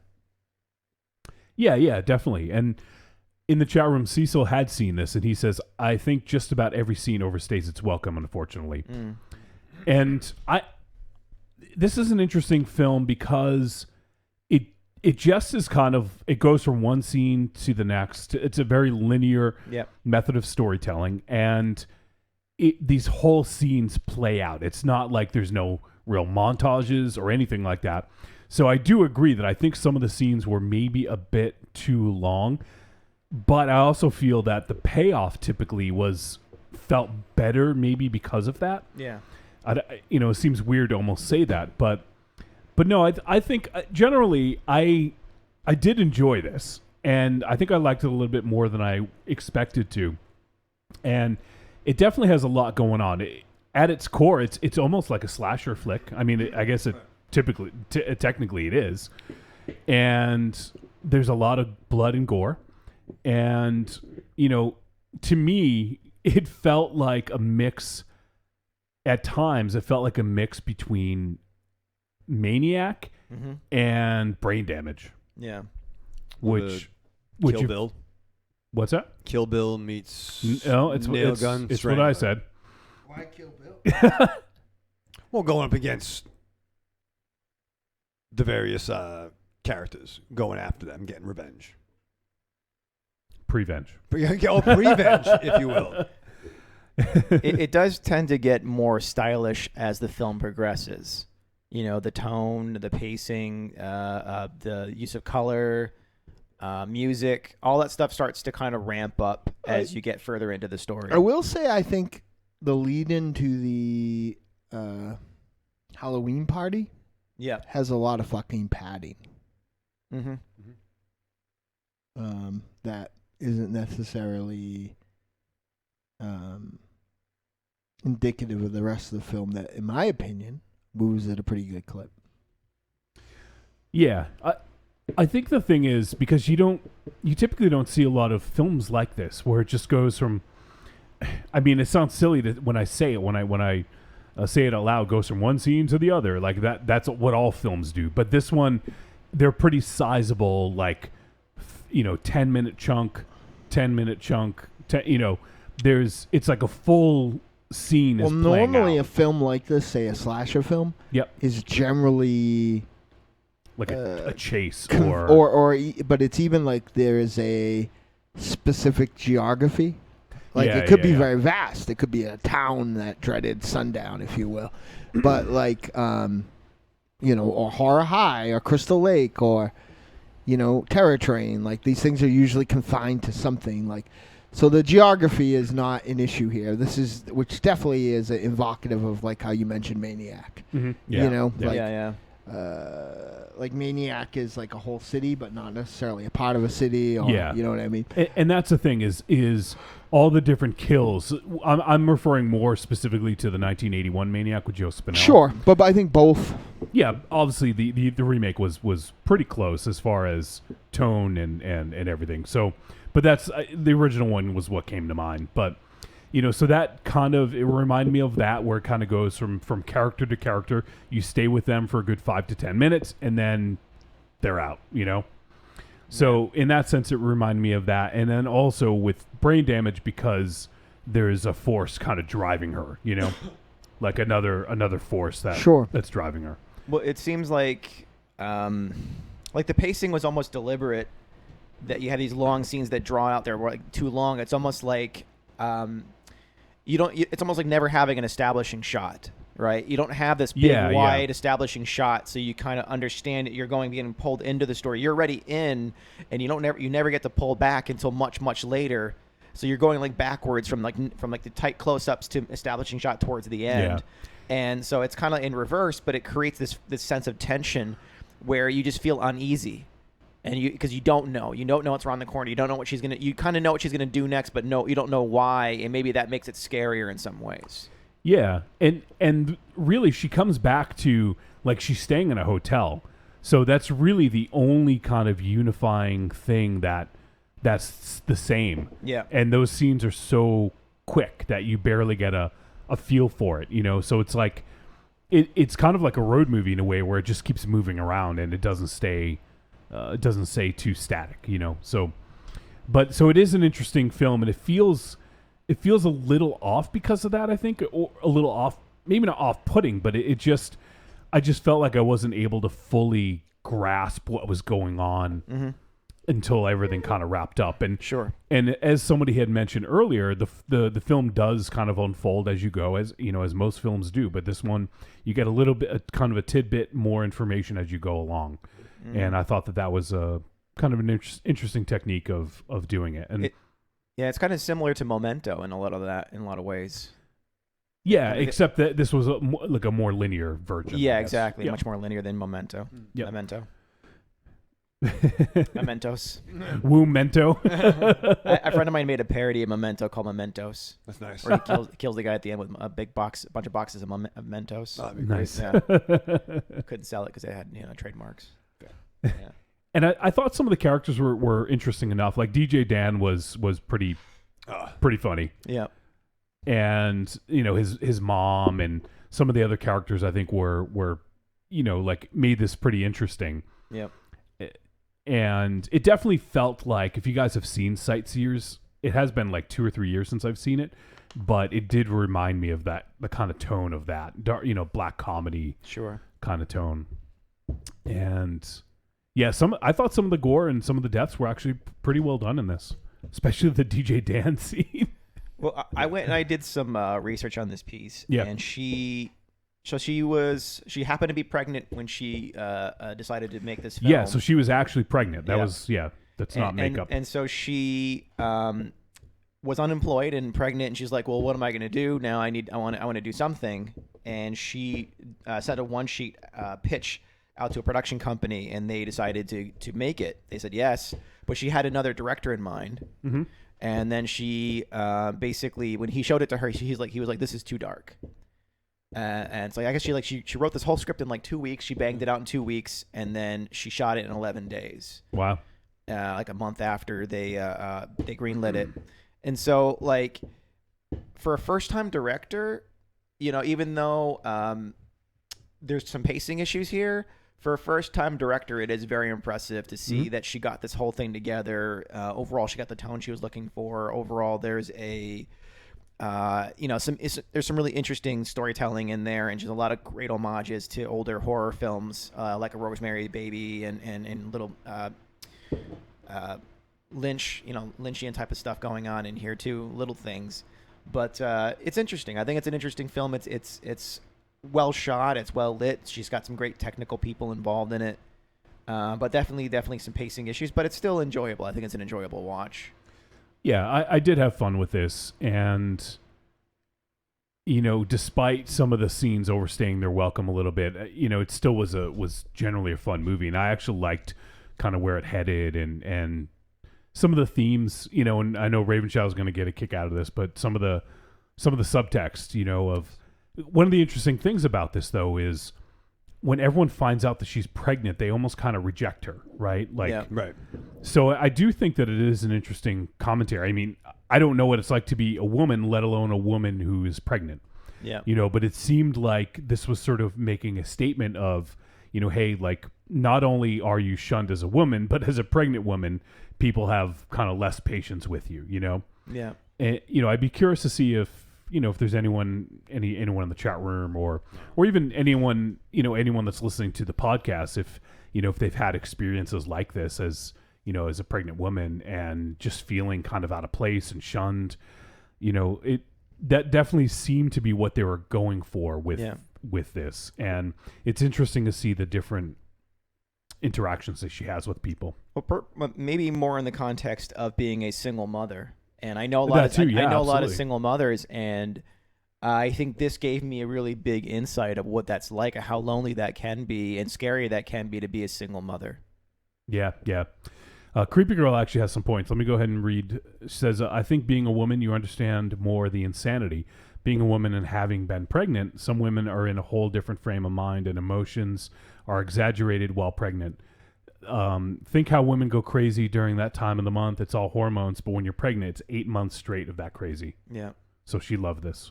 So that's interesting to hear that, someone who has gone through that, who's a mother, has been through that. Like, interesting to see how they relate to it, Yeah, and this, like, correlating this to something like the Babadook or something like that. Yeah, and there certainly was, I know Mars is going to love this one, but there certainly was a little bit there with, kind of like grief, like a metaphor for grief.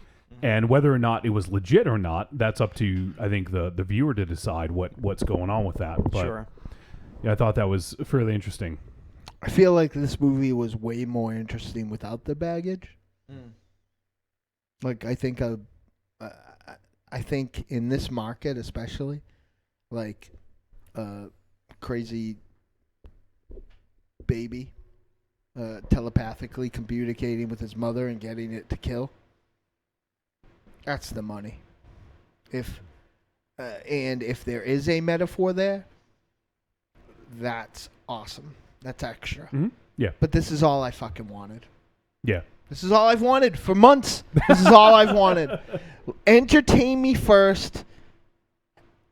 Let the discussion be second, but don't fucking jam your nerdy coffee house pretension down my throat. This is where it's fucking at. Was this a social thriller? He will jump across the table, tag team partner or not. That's what MZ texted me. I'll kill both of you. That. No, I'm just reading it. I will. Well, show me the text. Let me write it. Let me write it. You're right, I will brother. kill him, make a cage out of his bones, and make you live there. In a womb chair. I did like how later on you get to see that because she's pregnant, she can kind of get away with anything, but it makes her very unassuming, like the most unassuming person there is, pretty much, as far as, you'd suspect a homeless person over a pregnant woman in any kind of a crime any day. You see them, and you're like, oh, they're weak, they're helpless, but she isn't. The homeless people can kill people with rakes. It's true. Oh, of course. But, you know what I'm saying. That fucking movie. I think that's a fascinating concept that, a pregnant woman could really get and blend in and get away with anything. That guy's awesome. He reminds me of Monster Zero. Who hasn't gone to like the dance club? A Bullet. And had like this going. Yeah. It had this going on. Yeah. Yeah. Like been like Nobody's be there. the only person there, and it's like really awkward. Like the DJ's like, "Come on, everybody." Yeah. And then even he's like, "Oh, you're fat." Like he gets freaked out. He So realizes she's one of the other things I saw, I'm not familiar with the movie, but there's a 1934 film, Crime Without Passion. That's what they kept cutting to that she was watching. Yep. And apparently there was 3 Greek furies that feature prominently in that and do influence kind of some of this film. So I'd be interested to check out that flick or learn a little bit more about it to see how it might have influenced this. But you can see as she, when she's in the hotel watching that movie, I figured it'd have to have some sort of influence on this, or at least have some story as to why it was being featured, Well, in one of her interviews, she mentioned that the 7 people on her list are alluding to the 7 deadly sins. Oh, interesting. Yeah, I never even realized. That's fucking great. It's DJ Danson being awesome. I will tell you this. I'm so sorry. Her name escapes me now. Alice Lowe. Alice Lowe is going to be a star on both sides of the camera, I think. Mm-hmm. Yeah, definitely. I think that this does not look like a first filmmaker's film, in my opinion. Not at all. Like Raw last week, as much as, we enjoyed it to varying degrees, looked like a first full-length film, in my opinion. Was paced like a first full-length film. This was not. She was a phenomenal actor. She was I feel like she radiates charisma. I think she is going to be a huge star. Like I really think that this is like a it's funny, in watching this without sound right now, I see some things that could be not pacing, but strange editing choices that may belie inexperience or the amount of time that this was made in. But they also might be intentional, to be marginally off-putting. Yeah. I'm sorry. I love that scene. She dumps the drink on the guy accidentally. Yeah. It's like something out of the Regal Beagle or something. Yeah. I'm sorry about that. Yeah. I thought this film was really funny and was really creepy at times, in a weird way, not in the type of way you think creepy. I just thought this was a great movie. Well, I just recently saw Lights Out, and this film, Flash. And this film does definitely run circles around that film cinematically, visually. That one looks more more like a made-for-TV movie. Though this. I did enjoy Lights Out. Yeah. It's a fun movie, yeah. Yeah. It's a fun popcorn flick. Yeah, I feel like this is, I don't know. It's no Pontypool, but, what is? Yeah, I don't know. Q Buster. Let me see if I had any additional notes. The one Michael who Ravenshaw's not even paying attention to the show anymore. No. So. What? No, it's very important. Oh, God. This is why we're going to have That's why we can't have nice This things. is your heel turn that you're not even understanding. You cannot get over that. Right. You brought it up every week since then. No, this is very important. And it's making you look like a knucklehead, and you're a smart guy, generally. No, I know. You don't know, or else you wouldn't keep doing it. Why does that bother you so much? much? You think that you're pinning up some sort of sympathy, but you look like a... I'm not looking for sympathy. Well, you're not going to get me. So. I'd go to my mom for that. Okay. Doesn't judge. Compose me a symphony. I'm just ready to let's go back to a kung fu fight. Is the argument that you don't think films can be important? No, they can be. I just kind of like want what is kung fu was fight. Gandhi an important film? I didn't see it. Saw Gandhi 2. No more Mr. Passive Electric Resistance. Boogaloo. Yeah. What's an important film to you? Joe Dirt. Shut up. Why is it important? I knew it was going to come up. I knew it. No, I just because it really shows the plight of the poor man. That's the thing, man. And it has, you don't know what mullets go through. No, I kind of want to watch a kung fu movie. Can we watch a kung fu fight a robot or something? No. That's what I'd like to do. No. I don't know. You can't answer the question. What question? What's an important fucking movie to you? Empire Strikes Back. Why? Because it was the but struggle. Dude loses his hand. Right. Yeah. There was. Yeah, but you don't know why we called it an important movie. No, I do. I do know why, and I just think it's funny. It's making funny to me. you're making It's funny. jokes. I'm making. No, you make me smile. It's funny to me. No, and it just sounds like a dummy. Well, because it's an important movie. This scene I know. is fucking gross. Yeah, when he vomits in his wig. Yeah, it's not, and it's not an important movie. Get Out. I mean, it's not an important movie in. I don't think I disagree that it is an important movie in the excellence of execution, if you will.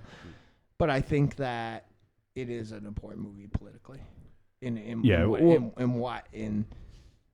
It's a subject that is sort of overlooked and hard to do. Well, yeah, I mean, people can go back a couple of episodes and listen to that if they want to, but I don't think he listened though. I did. So fucking Point that gross. cookie at me. You want a cookie? No, I'm putting it at me. The cookie's gross. No, that's. Oh, I thought you were eating it like, oh, this is so when gross. he like makes out with her after he throws up, it's so bad. Oh. I thought there was going to be a more sinister thing going on with this. What do you mean? I don't want to. Oh, with DJ Dan? Overall, before Like more sinister than her killing a bunch of people?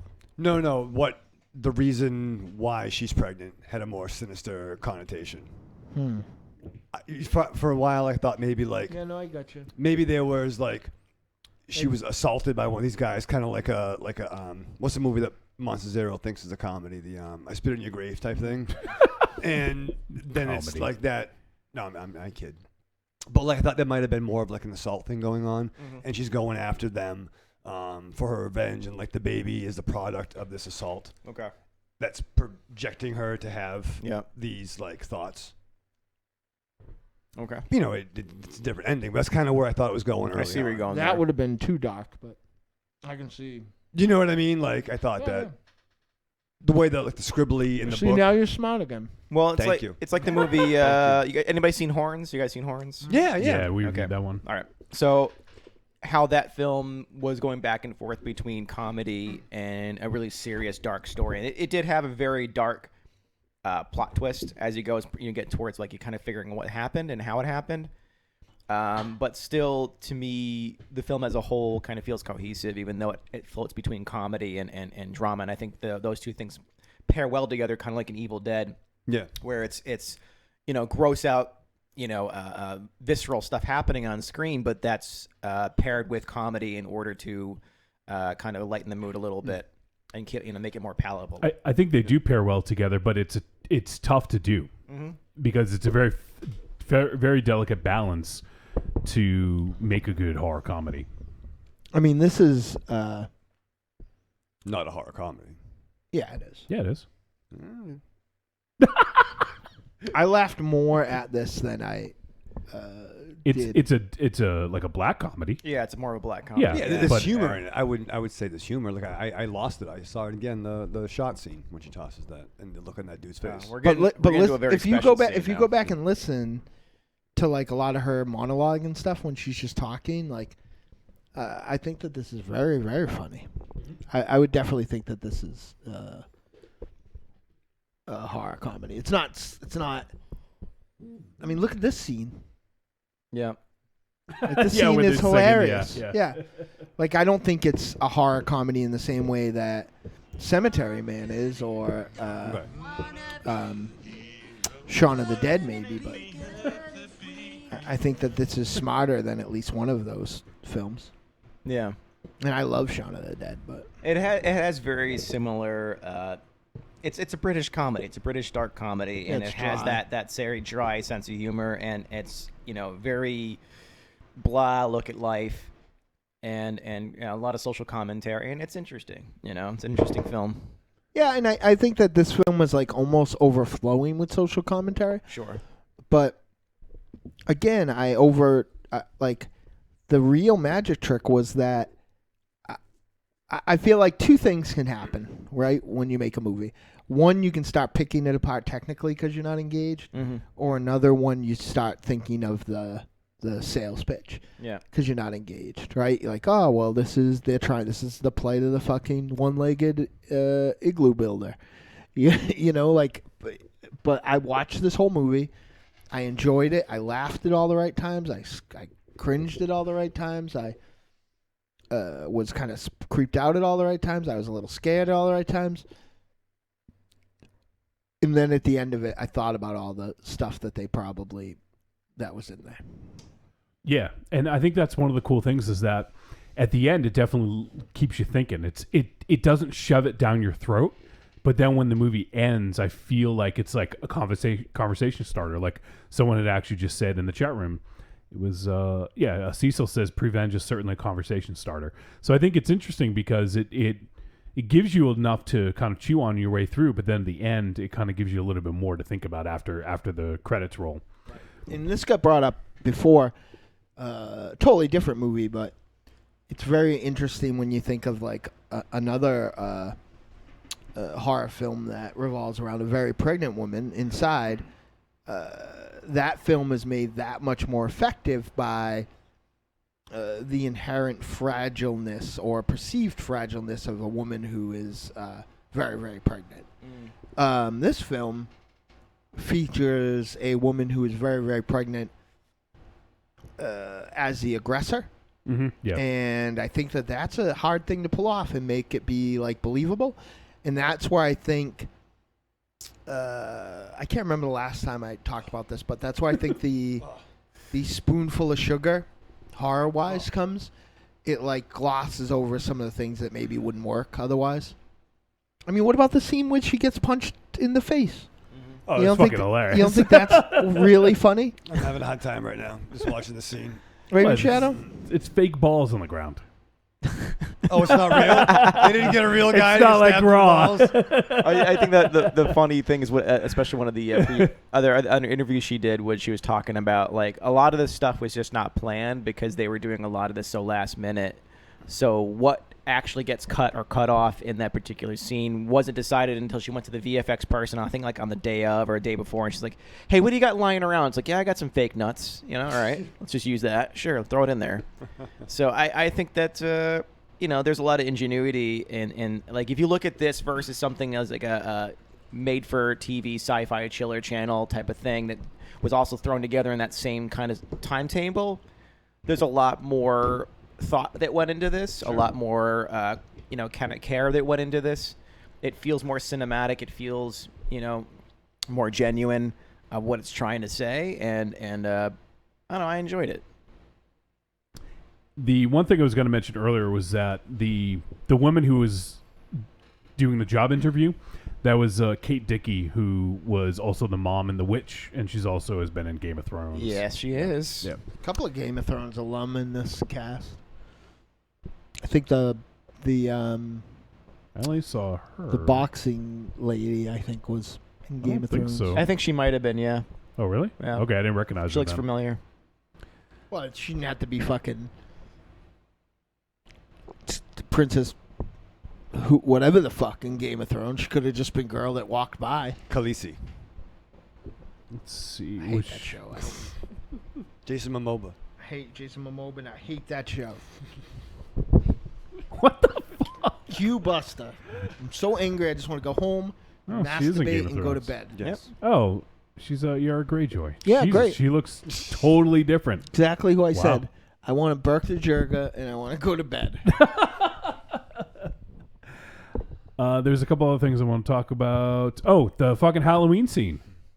How fucking awesome was that scene? It's amazing. Yeah.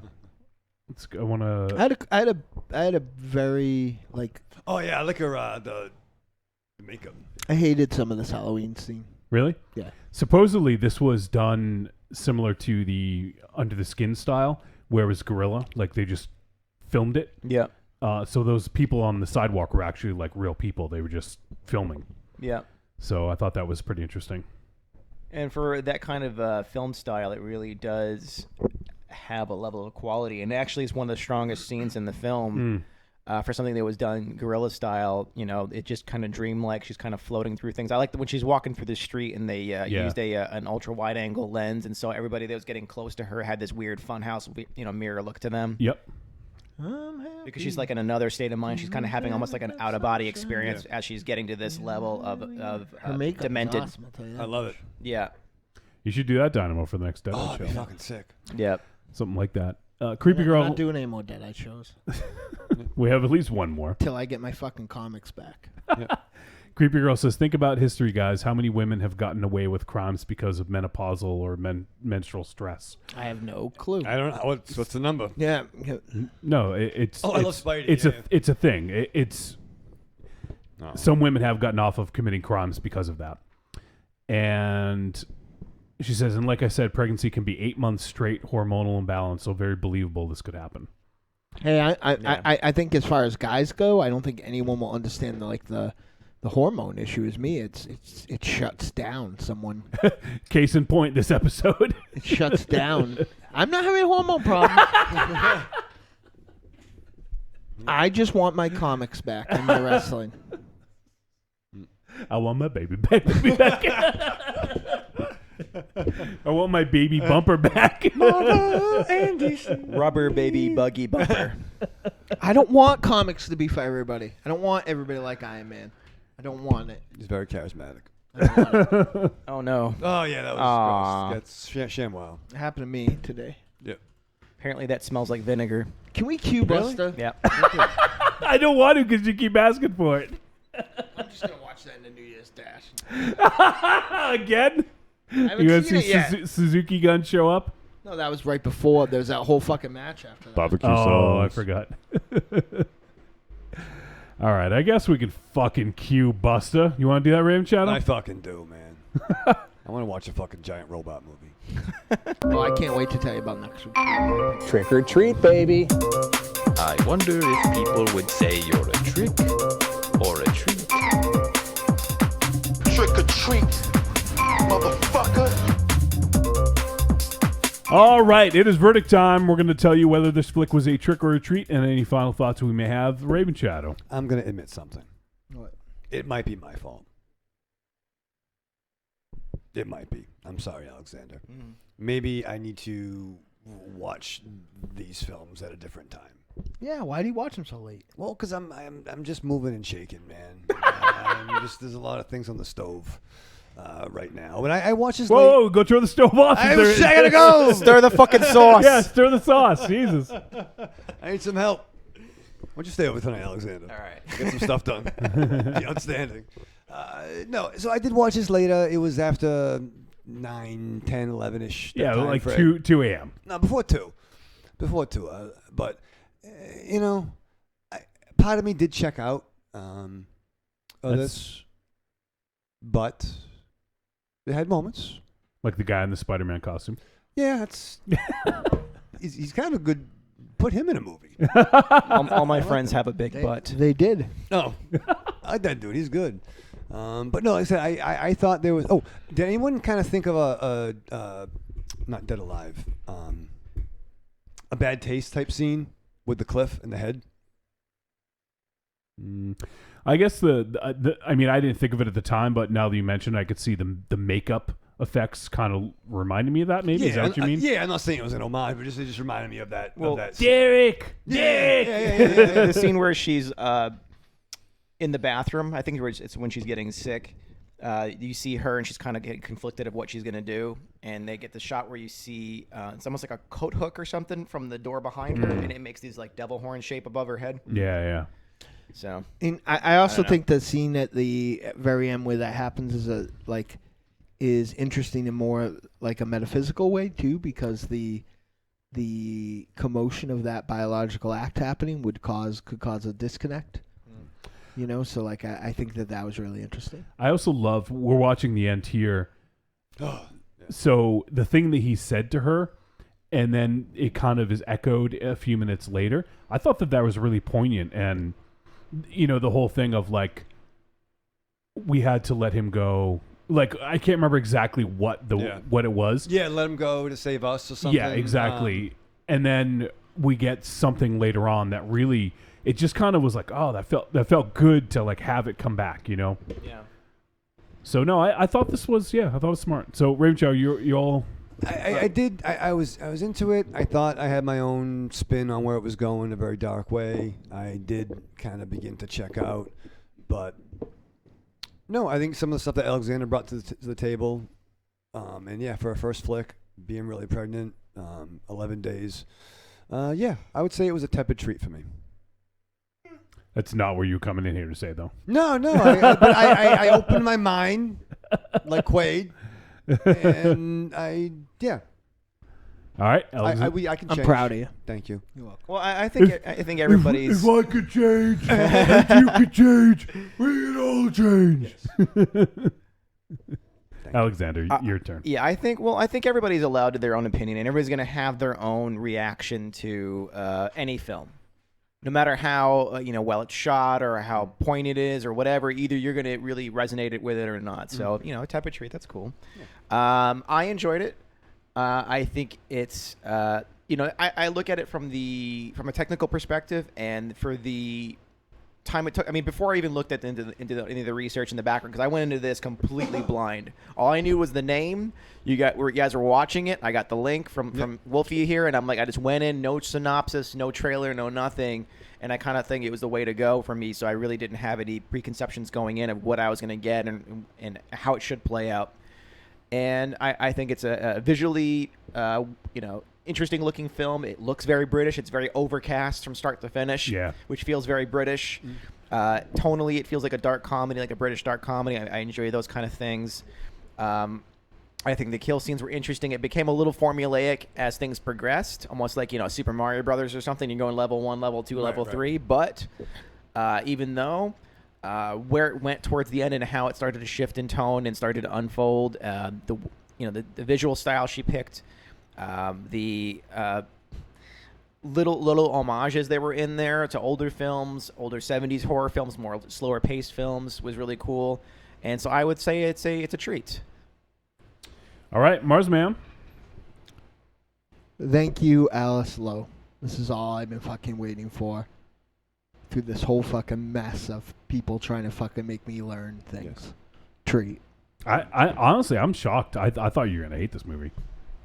I don't know why.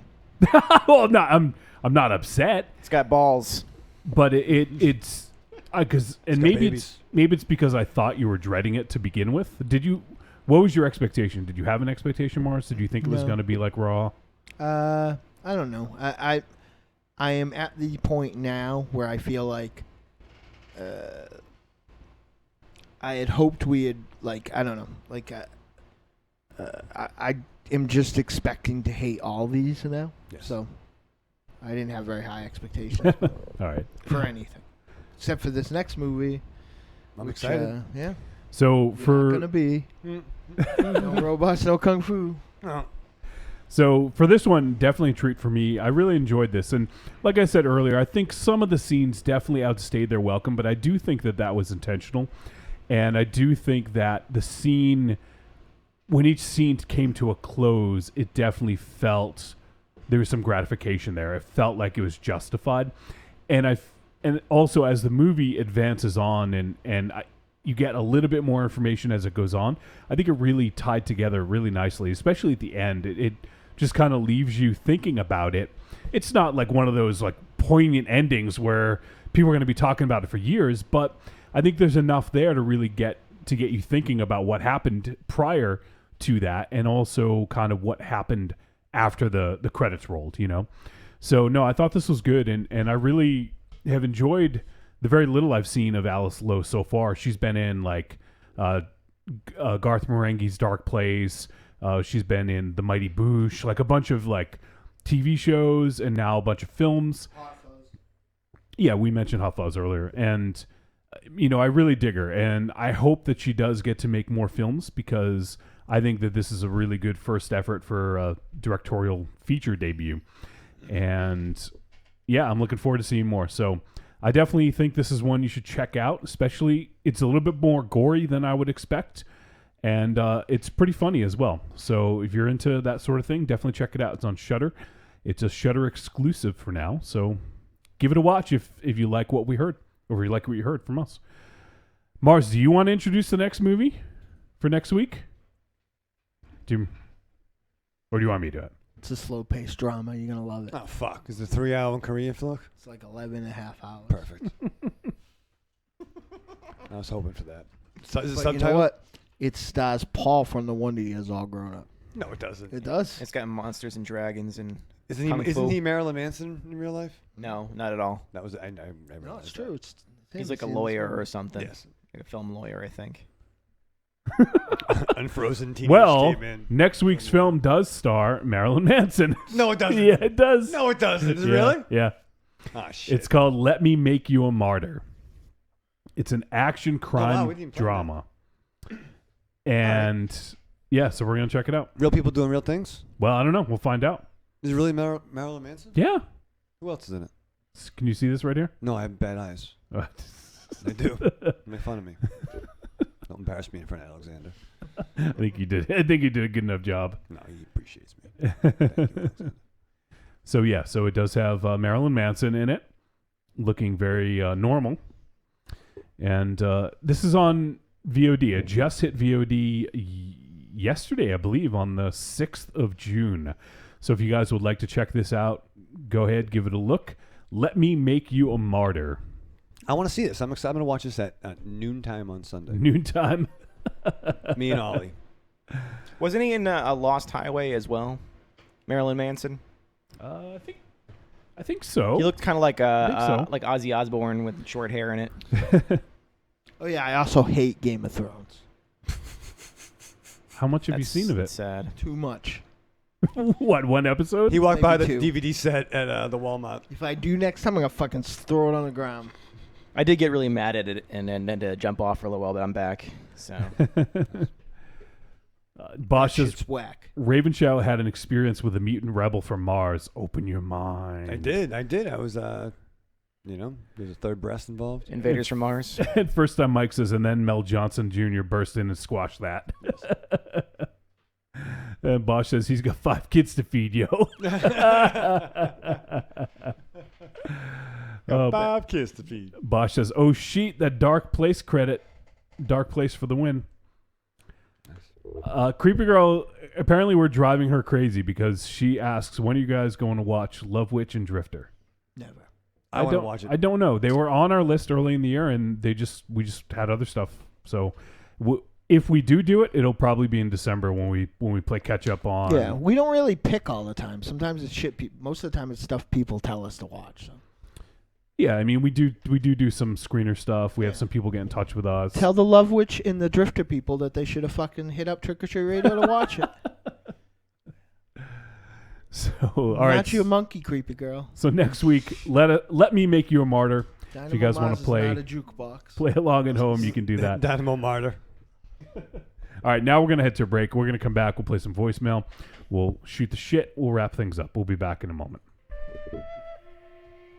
One dark and stormy night in the mid-'80s, Joe Bob Briggs, Harlan Ellison, and the ghost of El Santo pulled a train on Elvira while Siskel and Ebert sobbingly masturbated in the corner. From that union arose the greatest movie critic and luchador that ever lived. We're not going to talk about him. He's kind of a dick. Instead, we're going to talk about me, El Goro, the stuttering movie fan and host of the Talk Without Rhythm podcast. Every week on Talk Without Rhythm, I discuss 2 to 3 movies tangentially tied together by a theme. I cover action. I'm the most complete fighter in the world. Sci-fi. Open the pod bay doors, Hal. I'm sorry, Dave. I'm afraid I can't do that. Horror. Oh, no tears, please. It's a waste of good suffering. And the continuing adventures of James Spader, sexual deviant. You're not worried that I'm going to fuck you, are you? I'm not interested in that, not in the least. Now pull up your skirt. So check me out at twrpodcast.blogspot.com, drunkenzombie.com, or subscribe on iTunes. Talk Without Rhythm, the only podcast that will not attract the world. Adios! I'm Alex West. And I'm Andrea Subasati, and we're from the Faculty of Horror podcast. And you're listening to Trick or Treat Radio. Oh, delicious nerds. Ms. M knows you like to chat it up with other sexy shut-ins about comics, movies, video games, and your favorite TV shows. If that sounds like you, cuddle up to the Trick or Treat Radio Facebook group, or the FIB. That stands for Fan Interaction Board. Just go to Facebook and search for Trick or Treat Radio and have more fun than a Jedi at a lightsaber sale. Not enough? Watch us on YouTube, The Deadites TV, all one word. Last but not least, check out the world's most dangerous talk radio show, Trick or Treat Radio, at trickortreatradio.com.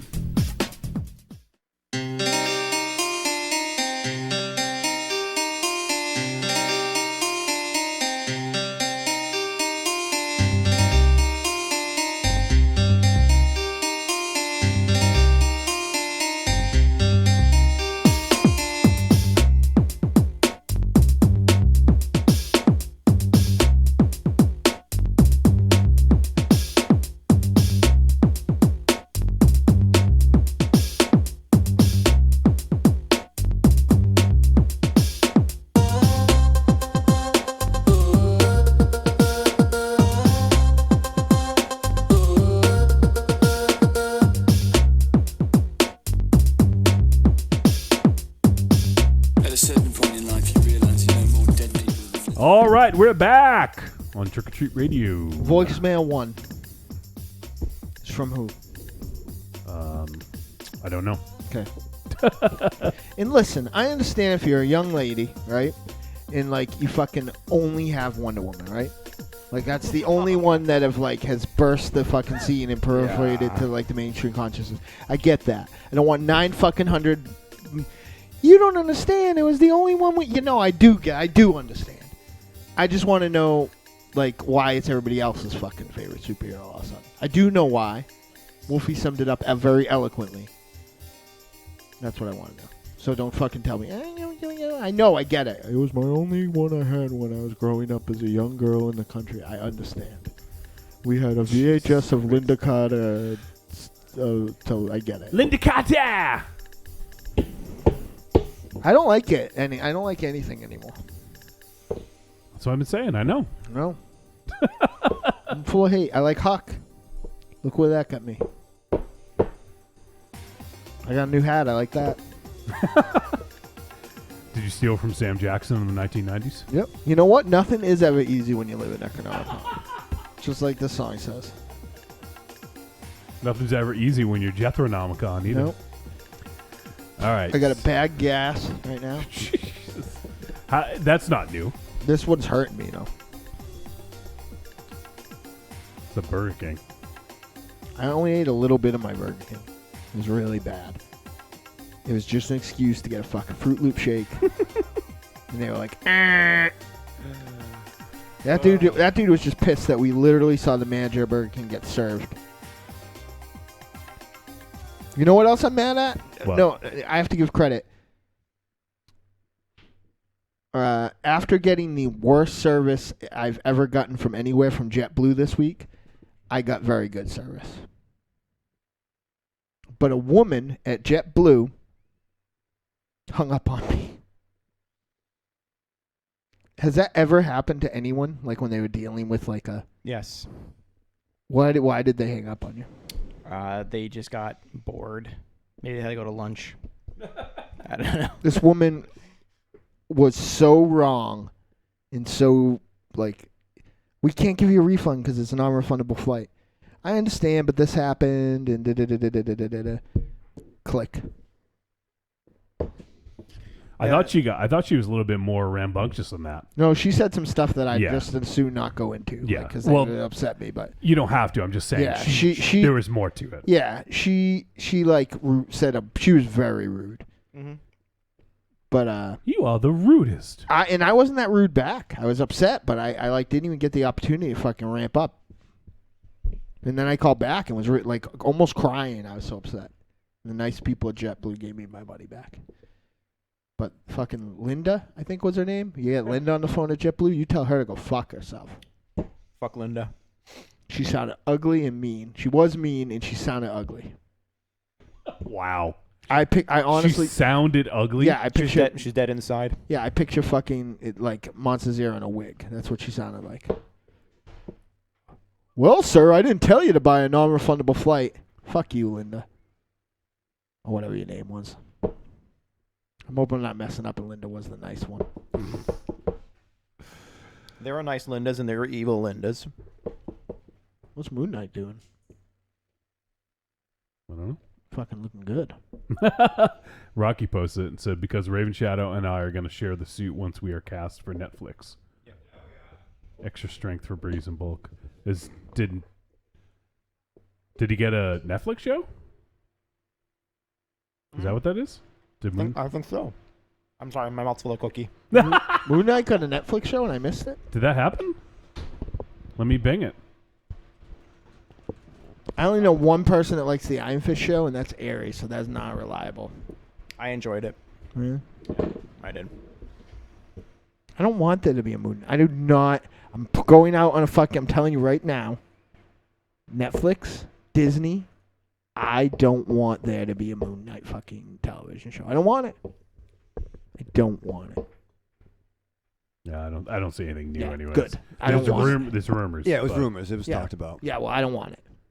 No, Don't make it happen. But it's really good. Yeah, and it doesn't matter. I don't... Because you know what?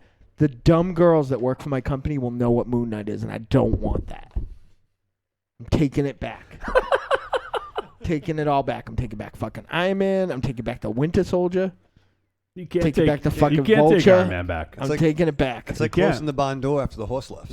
I'm fucking... or closing the jail door after the Chupacabra left. Yeah, good work. That was a long time ago. We had to move to here. I don't know what happened. Those now we're in the kayfabe days. Yeah. We had our old nice base, and you ruined everything. What movie was it where these Italian guys go into like a restaurant? Racist. And it's like a Starbucks or some shit, and they're trying to sell him like different kinds of Italian coffees. And he takes he steals one of the like Italian coffee makers, like espresso makers, and like, I'm taking it back. I'm taking it back. You guys can't have my culture. Fuck y'all. I'm out. What fucking movie was that? You know what I'm talking about? I think I do. I do. You guys are like the fucking Italian connection. We are the Italian connection. The Paisano brothers. Oh, yeah. Hey. Agge produrre suone fantasia. Oh, shut up in your face. Graziamoci coglione. Come si dice, Marron? We got the Italian Amaro Lucano. Yeah. The Italian liqueur. We got Italian cookies, Ravenshadow. Oh my God! Did you not make the connection? I did make the connection. I had a moment. Your paisan is here. I got the tricolore over here. You see these things? You know what I'm Fucking saying? gabagool, we're fucking boot brothers. Capicola. Buongiorno. There is no gabagool. It's capicola. Is that a Ramon song, Gabagoo? Yeah, gabagoo, gabahey. That's fucking nice. I fucking love Alexander.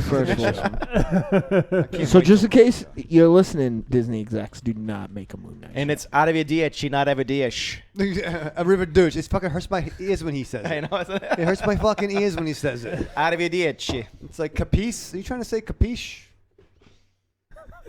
It's a callback to a Steve Martin film. Exactly. Mars, you're so pissed off right now. He's so angry. You've been throwing stuff around all night.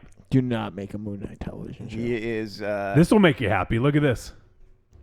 There you go. Ledger's listening from his hot tub. Did you see Ledger? It's a hot tub party. Ledger did a very important keynote speech Official. today, and he wore his nice Hawaiian shirt. I know. No, he was hanging out with one of the main guys behind Rogue One. Yeah. I know. I was like, what's George Perez doing? I think his Hawaiian shirt had pizza on it. Like I think it's a nice pizza pattern. I think aside from going to see New Japan and getting to hang out with most of the Hossmen, I'm looking forward to seeing that dude in LA. Nice. Yeah, I love him. I miss him so much. You guys didn't go in the hot tub? I don't know, maybe. I want that. I want that fucking photo.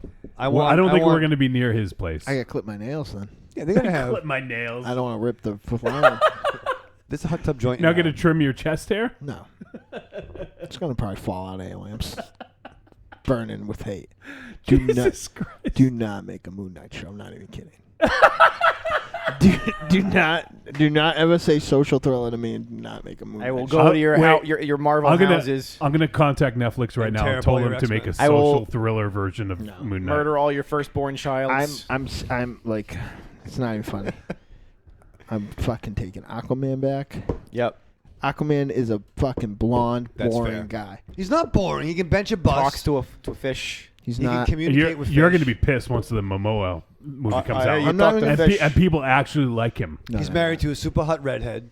Yeah, that part. You should like that. Yeah, that part. They're gonna make a Momoa mimosa. Is that what it is? Don't. I'm telling you right now. Do not make a Moon Knight television show. Do not make a Blue Beetle. Don't put Blue Beetle on any of your fucking underwear. Maybe you cast it. Don't put Blue Beetle on any of your fucking underwear model television shows that you have on WB. It still looks better than his Conan movie, which I hated. I like that. That was good. I didn't like it at all. See, I like a Jason Momoa thing. See? Yeah. But Bosch says, holy cannoli, Mars with the daggers. And Bosch wants hot tub photos. It says hot tub photos, salacious. Hot tub time machine. Oh, Ledger says, I'll bring you down to the hot tub. Nice. Oh, Ledge. Hey. X-Split. First time, with a captain's hat and a hot tub, that'd be sexy. First time Mike says, I was adopted by an Italian friend and her family. They will mess with you with no mercy, but if anyone else does, and they'll go to war for you. You know, About the family, don't forget first time. You know who's like that, but Don't I say think nothing. worse. I lived with a Jamaican family for a long time. Yeah. And they fucking will fuck with you. It's like mock for death. They came home with tickets for everyone that lived in the house to go to Jamaica. Right? Yeah. And they had one for me, but they didn't give it to me. And I said, and I just sat there being polite because I thought maybe I'm not really in the family. And they're like, you sad because you're not going to go to Jamaica? I'm like, kind of sad. They're like, there's no white people in Jamaica. You can't go to Jamaica. They'll kill you. And then I couldn't go to Jamaica because I didn't have papers. Yeah. Then I got locked out of the house. It was a bad week. What's the name of that white Jamaican rapper guy? Snow. Snow. See, there you go. Transformer. There's one guy. Transformer. One guy. His name is Snow. I don't think he's actually the whitest guy ever. I think His though name is he does the music that is inherited I don't think he's actually Jamaican. I don't think he's actually I think he is Jamaican either. Canadian. Yeah, I think so too. Don't He's from New Japan. don't talk bad about New Oh, Japan. Evil Corny says, is Prevenge a prenatal thriller? Yes. Yes. Corny, go find out if Slay Goth's really mad at me because that'll make me sad. Yeah, because I originally thought it was like pre-revenge, like it's kind of like a preemptive revenge, and now it's more like pregnant revenge. You know, Right.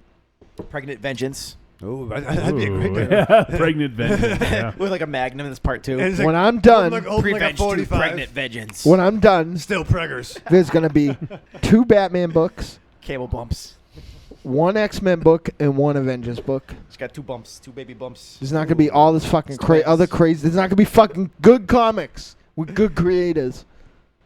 There's gonna be just. I'm gonna fucking fix it. Don't any of you worry. I'm gonna fix Who's it all. not writing this down? If it's Prevenge Part 2, she's got twins. It's Oh, you know, shit, get it? yeah, yeah, It's Part yeah. 2. You know. Look who's venging now. Yeah. Prevenge 2, the christening. Listeners, Oh god. The breasts. The breasts. just take a little off the top. Listen, listeners, this is how much I love you. I'm gonna fix it. We're gonna get rid of the movies. We're gonna get rid of the TV. I'm gonna fix it. You're like Barry Allen. Yeah, go but back not in time. everyone thinks it's a problem. They do. They just don't know.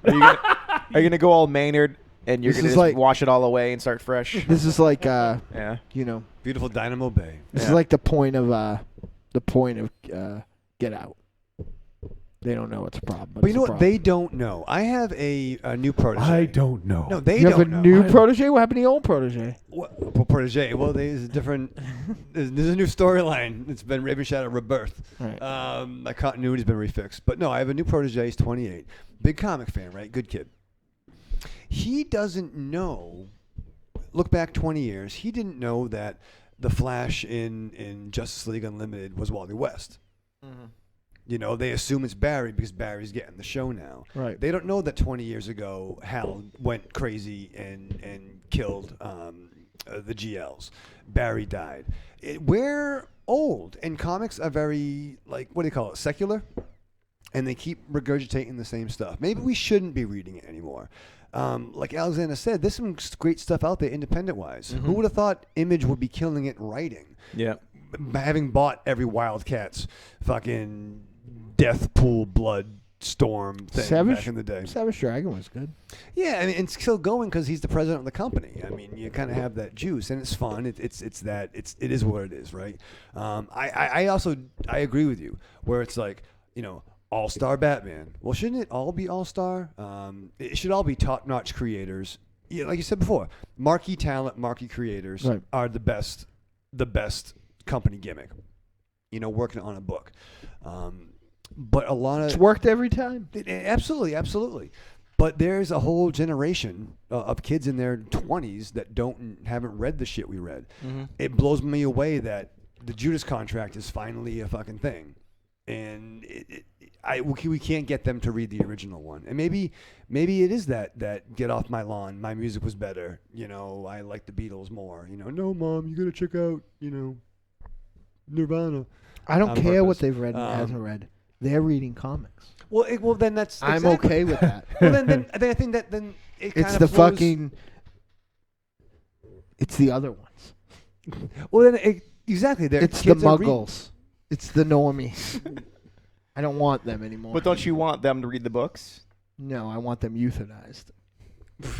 Well, if they're educated and they're on your level, they're not. you They're know. not gonna be because they're not buying the books. I talk to comic book business owners every week. They're not buying the fucking books. Well, that's true. There's not one for all the success of Iron Man and everything that's come between. Yeah. None of that's translated into the shops. No. The only two things I've translated. When the Watchmen trailer dropped during Dark Knight, for like 3 weeks, normies came in and bought Watchmen. Right. Yeah. The only book that translates to sales is Walking Dead. Yeah. Right, Wrong, or Indifferent. Right. That's the one where people come in and they'll be like, I likes the Darryls. Well, Darryl's And not do we in it. need to talk about how I feel about Walking Dead? It's not about that, but in terms but I of want it's, them gone it's, too. it's to your point of it's not translating. No. Whoever Wonder Woman did $1 bajillion, right? Or at least Yeah. 100 million, whichever comes Yeah, yeah. first. No. 100 comma. Yeah, how many commas I and don't zeros in know. bajillion? I still haven't seen Guardians yet, but they're not coming in. But then again, it could be said that if they weren't seeing it, they wouldn't make it. If you build it, they will come. Comic fans, the old rule: if comic fans only saw comic book movies, they wouldn't make comic book movies. Right, of course. Yeah. Because then, they have like 20 million for opening weekend and that's it. Well, I like for some of the better ones that they're finally taking, looking back to the source material and say, people love this for a reason. There's things in there, there's beats in there, like Spider-Man starting to feel, in the new movie, looks like it's going to feel more like traditional Spider-Man. Right. Like at the core of who is Peter Parker, he's more of like a wise ass, a funny kid who's bumbling through it and trying to figure it out as he goes. I think tonally looks like they're trying to get that finally right. Wonder Woman, they're trying to go back to like what is Wonder Woman at its core. When they get it right, I love it. When I saw Gal Gadot take off that coat in that war scene for the first time, and she's going off to the battlefield to be Wonder Woman for the first time, like I welled up inside. I was like, holy shit! I was so excited to see that scene and see it unfold. I got choked up a couple times too. So like, I when they get it right, it feels great. And when they actually now finally start actually reading the books, the people that are making the movie are actually reading the fucking books and being like, oh look, this is great for a reason. People love this for a reason. Like when they went and remade, not comic booky, but when they remade Nightmare on Elm Street, and they forgot what made Nightmare on Elm Street good. Right.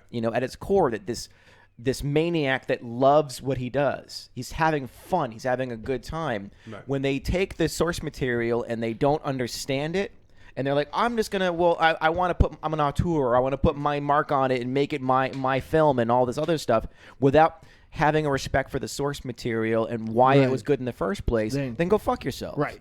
It's like making fucking Batman and Catwoman get married. All right, seriously. We don't need get to it. move on. I'm sure it'll all work out. First time Mike says Prevenge 2 Lamazathon. And he also says comics has a cycle of creation, destruction, and reincarnation. The cycle is just very short now, from decades to years. Yeah. I have no problem with anything that's going on in comics. Mm-hmm. It's when Yeah, you do. It's when you said they suck now. It's when they try to bring in people. Batman and Catwoman getting married? Cats and dogs living together. Cats and bats marrying each other. All right, let's go to a voicemail. Let's hear from our buddy Arkham Josh. Cats and bats and robins. Hey, Trick or Treat Radio guys. It's Josh from the Arkham Film Society Hey, buddy. here. Just calling in with my thoughts on this week's film, Prevenge. Only seen Alice Lowe in a couple of things, but was definitely curious about this film, given as she both made it and stars in it. And I gotta say, I was quite happy. I'm sure you guys have already gone over all the plot specifics, the whole basic thing. So I'll just get it out of the way up front. I was kind of worried going in that this was just going to be a half-assed knockoff of the French film Baby Blood. Yes. But I was very happy to see that it kind of has its own unique direction, and that it's definitely got its own style. So those fears, they were kind of assuaged fairly early on. But it's just, just going by the trailers and the whole, killing mom, hearing the voice of the baby thing. And I was just like, I've definitely seen this before. But I thought it was quite an interesting film. It was very funny at times. And I thought the story was good. I thought the acting was good. Yeah, I think overall it was definitely an entertaining film. So I'm going to give it a treat. I'm going to give it a recommend. And I hope other people enjoy it. I hope all you guys enjoyed it. And I'll talk to you guys soon. You guys have a good one, all right? Bye. Awesome, Josh. Thanks, man. Glad you dug it. And I am not familiar with that other film that he had mentioned, so would be curious to check that out, though. So, all right, cool. Next up, we just have one more, actually. Light Feedback Week. We have, this is just titled Intel on Dynamo. Huh? Is someone doing some, you have someone tailing you, Dynamo? It's probably Disney. Maybe. Oh, okay. Well, let's check it out. Dynamo does not have a tail. Hey, everyone. So there's a couple things I'd like to address about our good friend Dynamo Mars. Uh-oh. And last week, him and I were in the car together, and we decided to pop off to Dunkin' Donuts for a coffee. And I rolled down my window, and he heard the lady in front of us order 3 jelly donuts. And he turned to me and said, "I'll fucking show them." And we roll up, and the nice drive-through barista asks what she can get us for the day.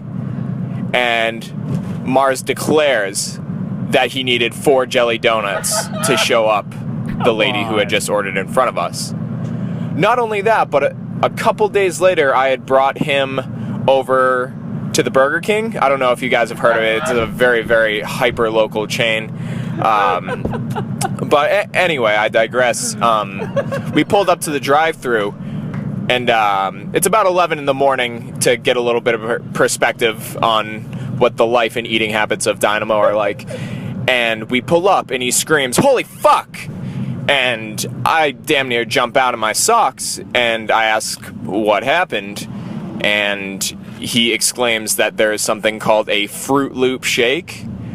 Yeah, there is. And since that day, I've seen him drink about 5. A day? So that's that.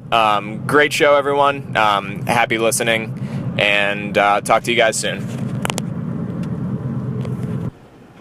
But before I go, I'd also like to add that I only see Dynamo maybe twice a week. And it's only been a week since he has been introduced to the Fruit Loop shake. So that also gives you a little perspective on his consumption patterns as well. Dynamo, I feel for you. Mm-hmm. And I'm sure there's some Toucan Sam /fiction you can find on Deep Tumblr that'll help you enjoy your Fruit Loop shake while you drink it. There sure is. Wow. Oh, God. Well, he didn't even give his name. Well, I know who that is. He's going to be playing with us at Halloween. So 4 fucking jelly donuts? They only had 3. Between me and the lady before, we cleaned them out. You had to show up the lady in front of you. So she got. You don't order fucking. She doesn't know, though. Like, that's the thing. You want to show her up, but she has no fucking idea. It was for my own satisfaction. Yeah. Edification. Yeah. You weren't gonna get. You mean you weren't gonna get shown up by a lady eating 3 jelly donuts? Anyone. So did you eat all 3? I don't. No comment. Jesus Christ! They had man. to go somewhere. It was like a black hole, and they disappeared. Wow. Oh my God. Ravenshadow made an amazing face just now.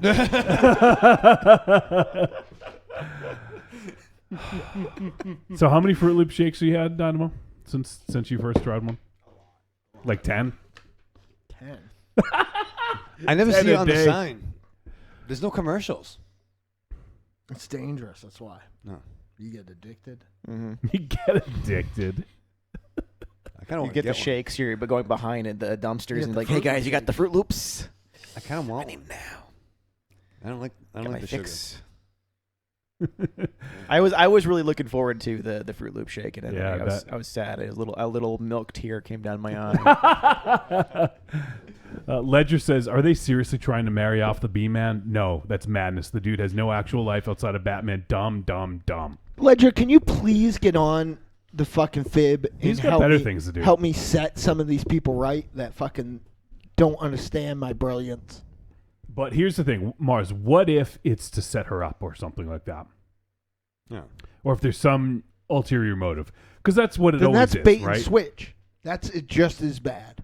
I'm not disputing that, but I mean the whole thing with the Captain America Hydra was supposedly fake, and now it's real again. Well, I don't even know spoiler alert, it involves Red Skull, the Cosmic Cube. It'll all work out by the time the next Avengers. Yeah. Slow it down, guys. Remember when Doc Ock was in control Spider-Man, over Spider-Man's body? Like, you guys know my maniac friend Bob, right? Not Yeah. maniac friend. Out of his fucking mind. I'm going to fucking read Spider-Man again. I'm like, slow it down. You're in your mid-40s. Spidey 2's coming out. He'll be back in the suit. Guess what? Peter's back in the suit. Mm-hmm. Not married yet, still, but What about Still a teenager. what about the other? What's mid-20s? Miles Morales? Is that the kid's name? Yeah, basically they brought every like other continuity. So Peter's running amok, Miles running amok, Spider-Gwen's running amok, couple other Spider things. Is a UK Spider-Man 2? There was Spider Island. Spider-Man 2. Yeah. There's You know what? You know what? Fucking Dynamo's right. There's Korean Spider-Man Spider-Man. That Spider-Man suck. Yeah, it does suck. Or is it? Hey, I'm going to take a second. I was just joshing, by the way. If my dear, dear friend Slagoth was offended by me saying I wasn't going to listen to his show, I apologize. Obviously, I'm going to listen to his show. If we can find it. Mm-hmm. No, I found it while you were gone. Oh, good. On a real live podcast. Was it on a podcatcher? Can I find it or? It's on Apple Podcasts. Apple Bottom. Which it is a fucking testament, Slagoth, how much I love you, because I swore once they changed that name I was never going to listen to anything on that. Not Jim Ross, not Chris Jericho, not the Edge and Christian show that's really good. None of it. They were from the Attitude Era. Ledger says they could be pulling a James Bond. He falls for a girl, softens up, and gets married. Then she gets murdered by Blofeld, and Bond becomes even more reckless and brutal. Well, that's what I was thinking. Like, they're going to kill her off, and then, spoiler alert, I bet she comes back to life. Whoa. You just fucking spoiled it. I'm sorry. No, dead is dead. Well, I can't wait for the fucking peanut gallery to get on this and, start. It hurt to me feelings, and he beats his girlfriend, and everything's really terrible. I hate the What? I'm gonna fucking throw a Molotov cocktail at those people next time I see them. Who beats their girlfriend? I beat you. That's what they mean. Whoa. No, listen, that's not. Don't be outrageous. Take your medicine. Put the coke down. I wish I was still on coke. Let's get some coke. Yeah. First time Mike says I'm in a spider suit fighting crime in Wisconsin. Nice. I believe him. Yeah. That's a Linda Connors. Use those web shooters all over Very that beautiful. picture right there. It ain't web fluid, kids. Is that all the voicemail? That's it. Can we go, remember children wherever we go there we are? We're gonna have the first. Arrivederci, douchebags. That's how you say it. Are we gonna have the first episode under 3 hours? Maybe in like years. Yeah. Let's get some shakes and go to the hot tubs. Shakes and go to the hot tubs. That's fun. Alexander's got time. I do. I got lots of time. One thing I did want to mention. Yeah. It hasn't happened yet, Mars. I think it's coming out in a couple days. But you and I had the pleasure of joining our friends over at the Cromcast. Cromcast. Cromcast. Right? Yes. Okay, I was waiting for a little affirmation. I thought there was more to No. So Mars and I joined our buddy Josh and the other awesome dudes over the Cromcast, and we talked about a boxing flick. And of course, we managed to work in a little bit of wrestling in there. Wouldn't be us if we didn't, right? But no, we reviewed a film called The Setup from 1949, and it was a fun time. And we appreciate those guys over at the Cromcast having us on. I believe it's going to hit their feed in a few days, so I think it's early next week, so maybe around the 12th, 13th, something like that. So if you guys want to keep an eye out for that, do so. We'll mention it when it's out on the next show. But no, it was a fun time, and the Cromcasts are awesome. Love those dudes, and it was a pleasure to hang out with them and to do the show. So you can look for that. Corny says, how can Ravenshadow download Cabal Corner on Mars Camp? That's right. Why don't you tell them how? How I did it? Yeah. Well, I see the link that either Corny, J-Mac, or Slagoth post in my Facebook feed, and I press it. And yeah, it comes on. So Mars knows how to do that. But the thing is, were you able to do anything else on your phone while you were listening to it? Well, not my phone. Oh, on the computer. Maybe. What did you listen to it on? My phone. You asked me the question, was I able to do something else while I listened? And yes, I did. What'd you do? Doesn't matter what I did. This is exciting. It was exciting. In the morning, smoking some butts, getting ready for the day. I'm like, oh, let me check that appearance out. That was a good appearance. I just didn't go on my phone. So it was very productive day. Right, then. but that's like people actually call me. Yeah, but sometimes you maybe just you don't need to be talked to anybody. No, maybe sometimes I don't need to listen to myself so badly that I don't need to fucking lose access to my phone. Well, that day hasn't happened yet. There's yet to been a person I've talked to that rivals me listening to myself with my friends. Like Trick or Treat Radio. Get on Apple, get on Stitcher. Do it.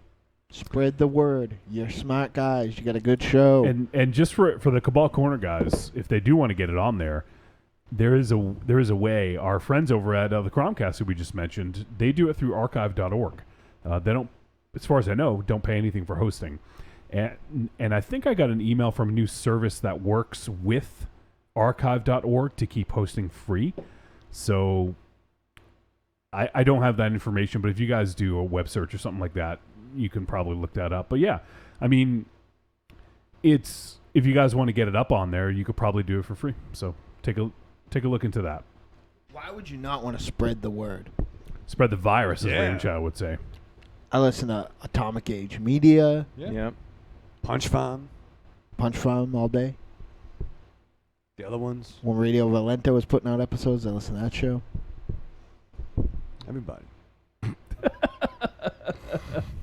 Does anybody else here listen to any audio dramas at all? No. Podcasts? I listen to old radio. The closest one for me would be our buddy Dr. Joey Tron does 401 Stories. Oh, yeah, that's fair.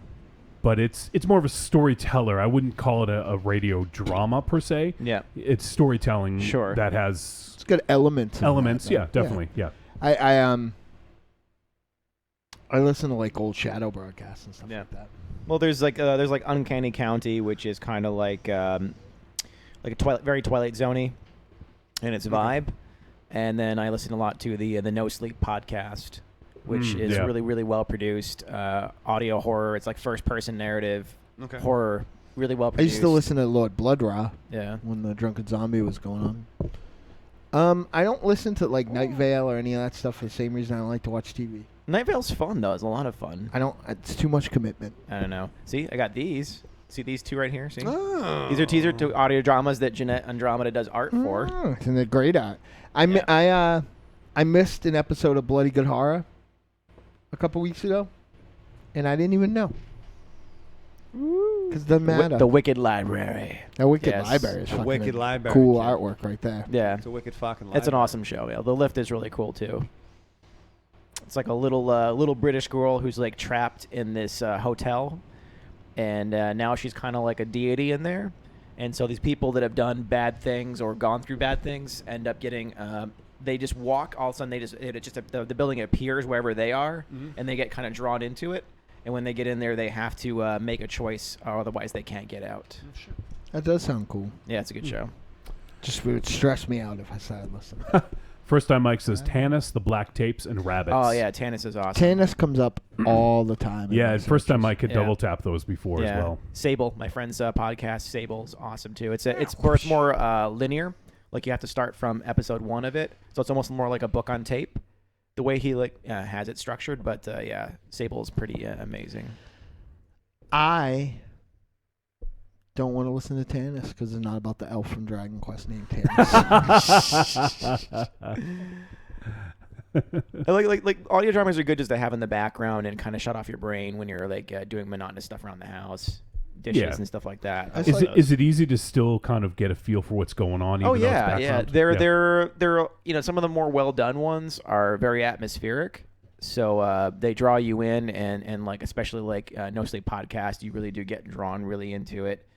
And they're well produced, and they did their first tour. They did a No Sleep Live tour recently, which we saw them in New York.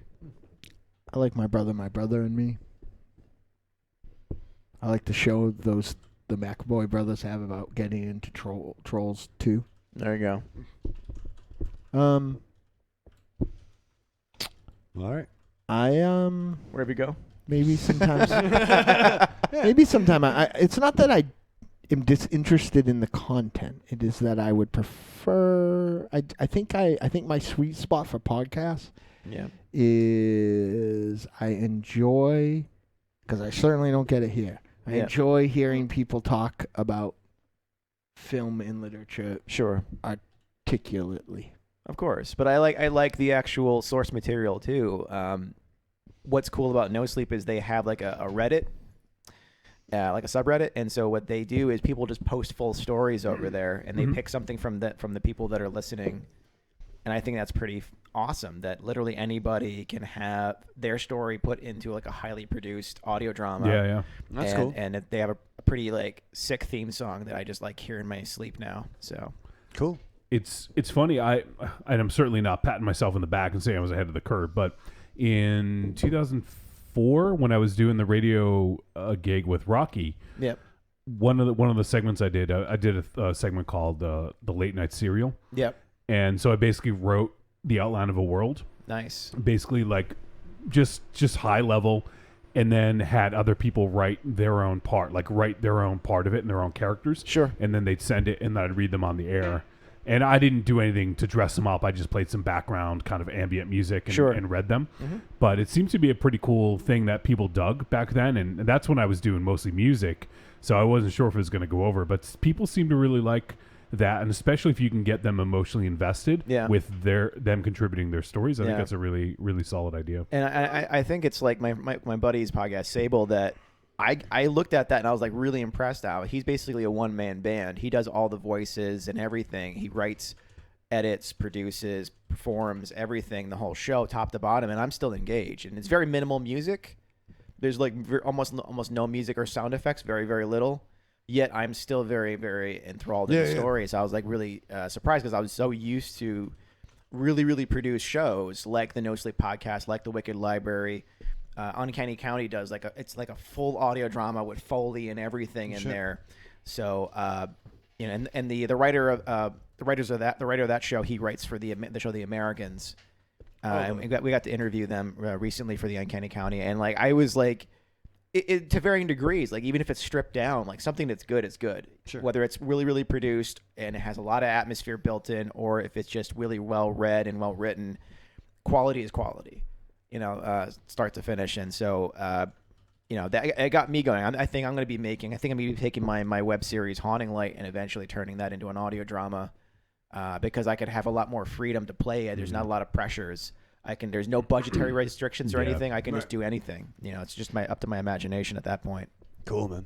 Yeah, it certainly has opened up a new door, to just, like you said, you don't need a budget. I mean, it's just time consuming, and you just need an expansive sound library, I guess, But there's a lot of great resources for that online. And I'd love to see Mars's story that he was doing online for a while. I'd love to see that produced into a show. That'd be kind of fun, just to do it as an audio drama. What story?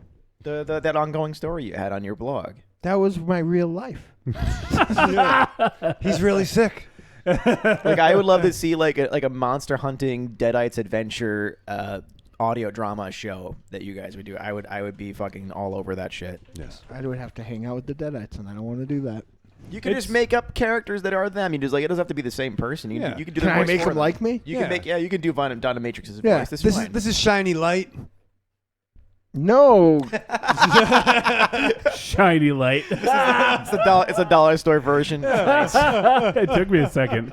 Miss Matrax. I thought you were doing a take on Haunting Light. That's why it took me a Shiny second. Light. Instead of No, Tiny Miss Light. N. Miss N. Please stop. You can't make out with me. Miss N. Yeah, Miss N. That's more fan Miss fiction. N. But you can make out with. Yeah, this is. You can make out with Naira. This is like it's like Naira K-Mock. It's like 50 Shades of Deadites or something like that. And Yingwei Wolfenstance. He's not in it. Yingwei what? Yingwei Wolfenstance. Just changing things up a little bit. He's no trademark. Our boy Dane's book release. Oh yeah. Yeah. Glad you remembered that. Yeah, I purchased one. It was awesome. Yeah, Dane, his book. Let me see if I can find the information. I know it's available on Kindle. Kindle. Yep. It was my first ever Kindle purchase. It's all about the Dane. And how you play it. Yeah. How you read it. And how you read it. Yeah, it was my first Kindle purchase. So. You know what my first Kindle purchase was Secret Identity from our buddy Mike Quackenbush. Oh, yeah, I can get that on Kindle. It's a great name. Why doesn't he do an audio version? That'd be awesome. Yeah. Oh, and one other thing, we missed this, but I know we haven't really talked about it much. But happy Chikara anniversary. Oh, they just turned 15, Mars, a couple weeks ago. Nice. What can you do when you're 15 that you can't do when you're 14? Not much. You really can't do much. You could be interested in nudie mags, but you can't buy them. You still can't. Yeah. You might get a little bit hair starting to happen. Yeah. Okay. So anyway, before we get too off thing, go to the Kindle store and picture the curtain in the corner. By Dane Riley. I'm hoping to dig into that now that I don't have to watch any movies for a couple of days. With cover art by our buddy Slagoth. Well, some of our buddies. Yeah. Oh man. He's not really mad at me for that. This is like more like wrestling mad. Slagoth can take a joke. Though I'm sure that there'll be people out there who'll be fucking talking about it in the lunch line, lining up after recess. I gotta fight. I really, I'll tell you, there are members of this community that in, the last couple of weeks I've grown to hate. As much as I love the Trick or Treat Radioheads, there are some people who, man, I'll fight you when I see you. I think this is where the Pimp of Promotions should come in, and we love everybody. All listeners. I think that Dynamo just is off his meds a little bit. Off his Fruit Loops. I'm going to take him home. We're going to get some Fruit Loop shakes. Yeah. And we're just going to have a good time and relax. I just want to go Fruit Loop IV. Are those juggalos? Those are Violent J and Shaggy 2 do it What right are there. they doing? Montezero's back next week. I don't know. It's a Vice thing. I guess they did something with Vice.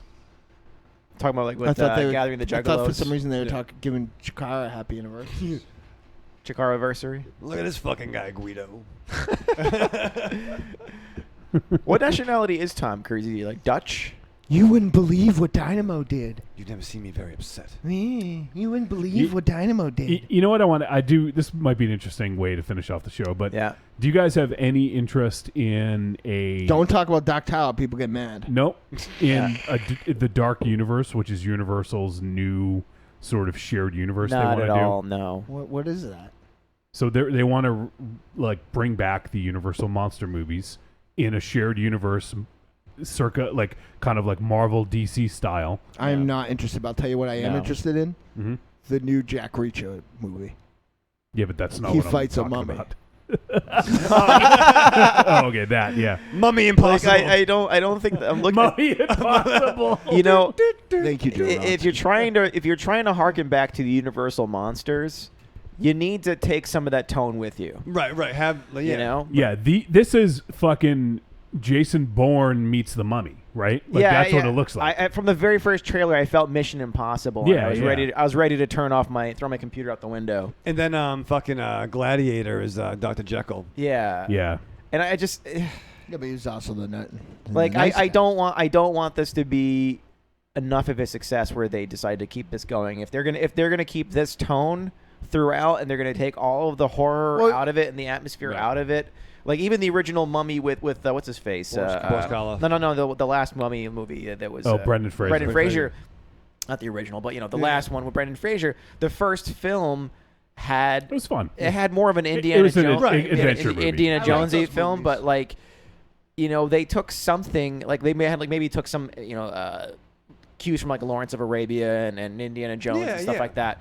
But there was something to it that was interesting. And this new one feels like every other big blockbuster, Transformers, whatever, with big explosions, big set pieces.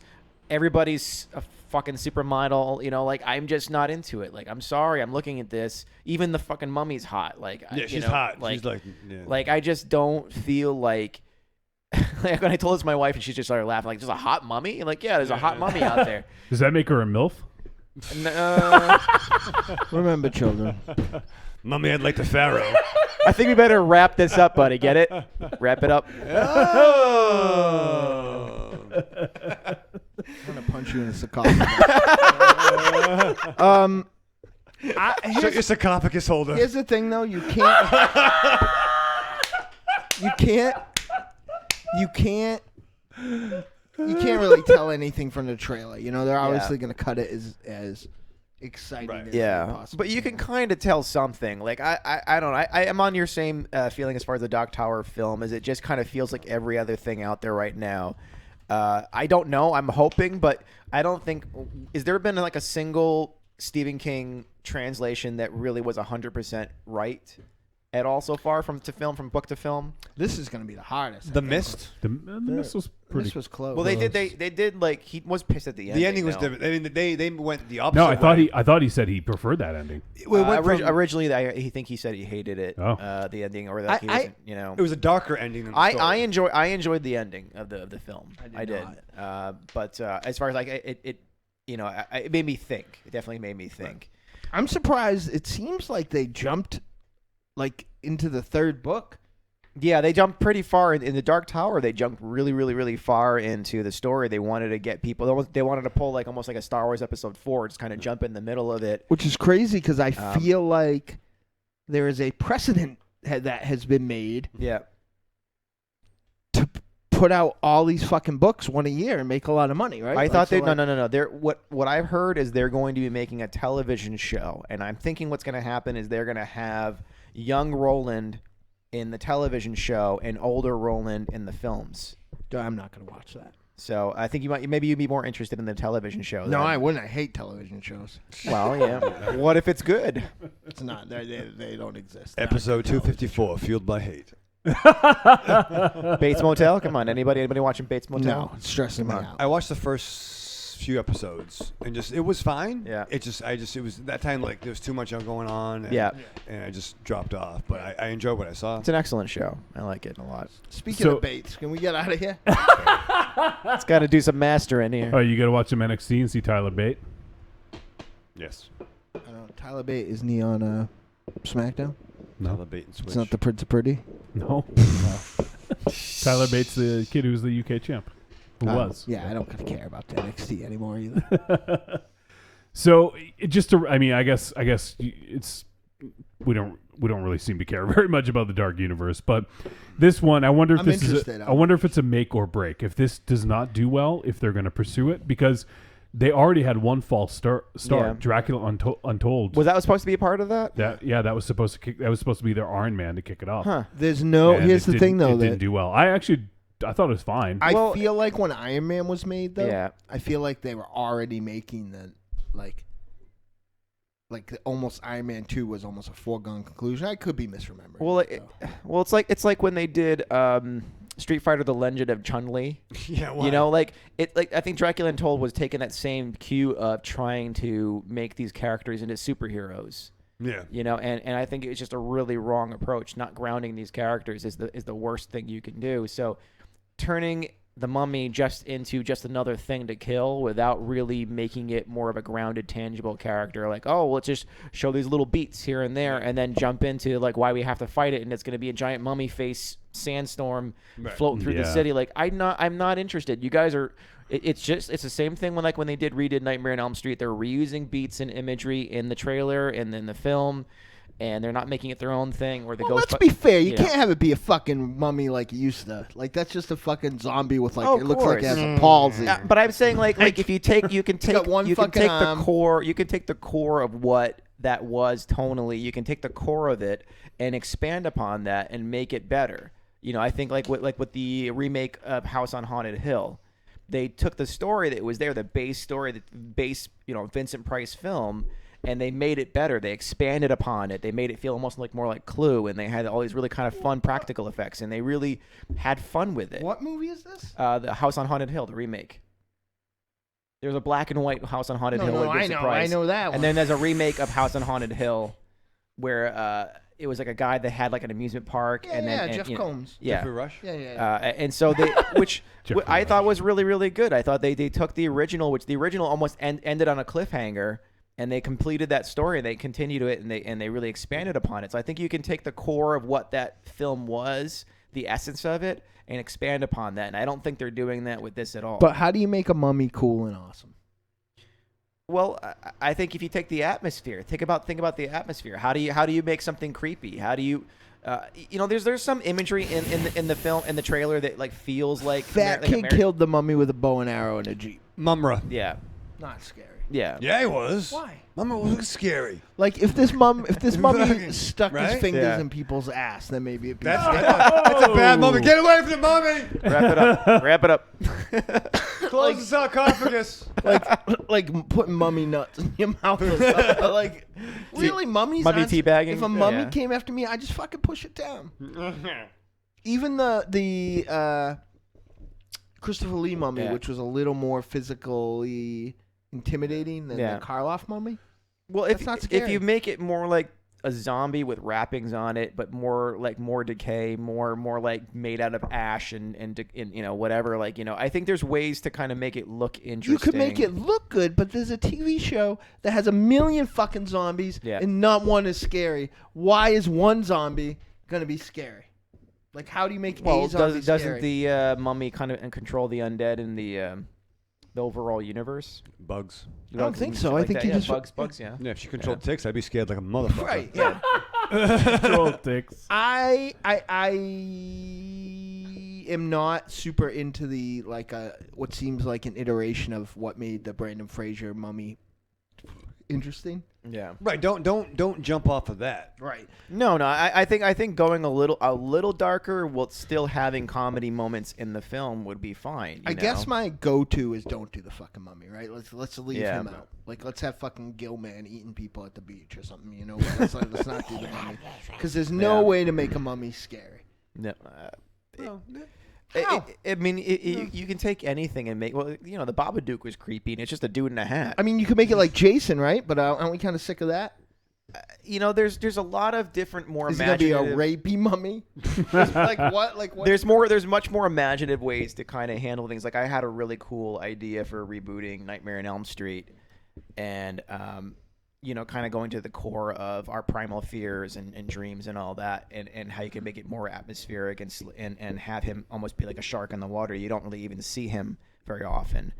He's just out there doing his thing, and you're kind of know whether you're in. Like the scariest part of Nightmare on Elm Street for me was always when you don't know as the character, you don't know if you're in reality, if you're dreaming or you're in reality, right. And having that constantly floating back and forth, and you never know if you're out, like you're stuck in this nightmare, this ever looping nightmare. So there's definitely ways you can do it psychologically. If the mummy could put thoughts into your brain and make you see things that weren't there, and make you do things that you don't want to do.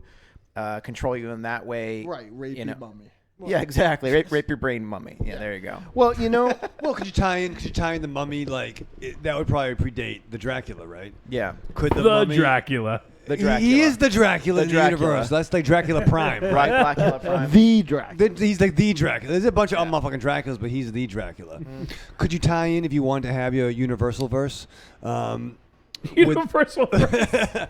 Because you like the ancient curse of the mummy, then begats all these fucking creatures over the years, right? The Well, there devil was spawn, like the a thing, there the was Wolfman. Like there was a thing in Scarabs. the Uncharted games. I think it was the first Uncharted game. There was like a curse where there was like a mummified creature, and when they opened up sarcophagus, all these little spores came out, and it turned people into these crazed monster mummy, zombie things that would run around and kill people and wouldn't die. So, if you get the idea of a curse, a plague, being able to put thoughts in your brain, and make you do things like go get it dinner. More of a well, Surf. I'm gonna do Surf. go more Masturbates. go into more psychological horror, Maine lobster. while still having that adventure element, while having some comical beats in there. And so you bring in the terror. How do you bring in the terror? What were people afraid of? What has this thing done in the past? What are the different powers and things that it has had in different incarnations? And pick the best stuff that's going to work for the tone you're going for. And don't put fucking Tom Cruise in everything. I'm sorry. I liked him in The Edge of Tomorrow, but he doesn't need to be in every fucking movie. I don't need him. I don't. Edge of Tomorrow and House on Haunted Hill in like one rant. Your credibility has took a hit on Maz's letterbox. That was meant. You didn't like the remake of House on Haunted Hill? No. Why not? Start the show over. A little too late for that. Yeah, we need a lot of time. All right. I like the beginning when the maniacs fucking kill people. Was that one? No, it's the one with the house making everybody get the invite so they can go to the house, and they had like a clue thing where everybody gets a weapon, and basically you have to just survive the night.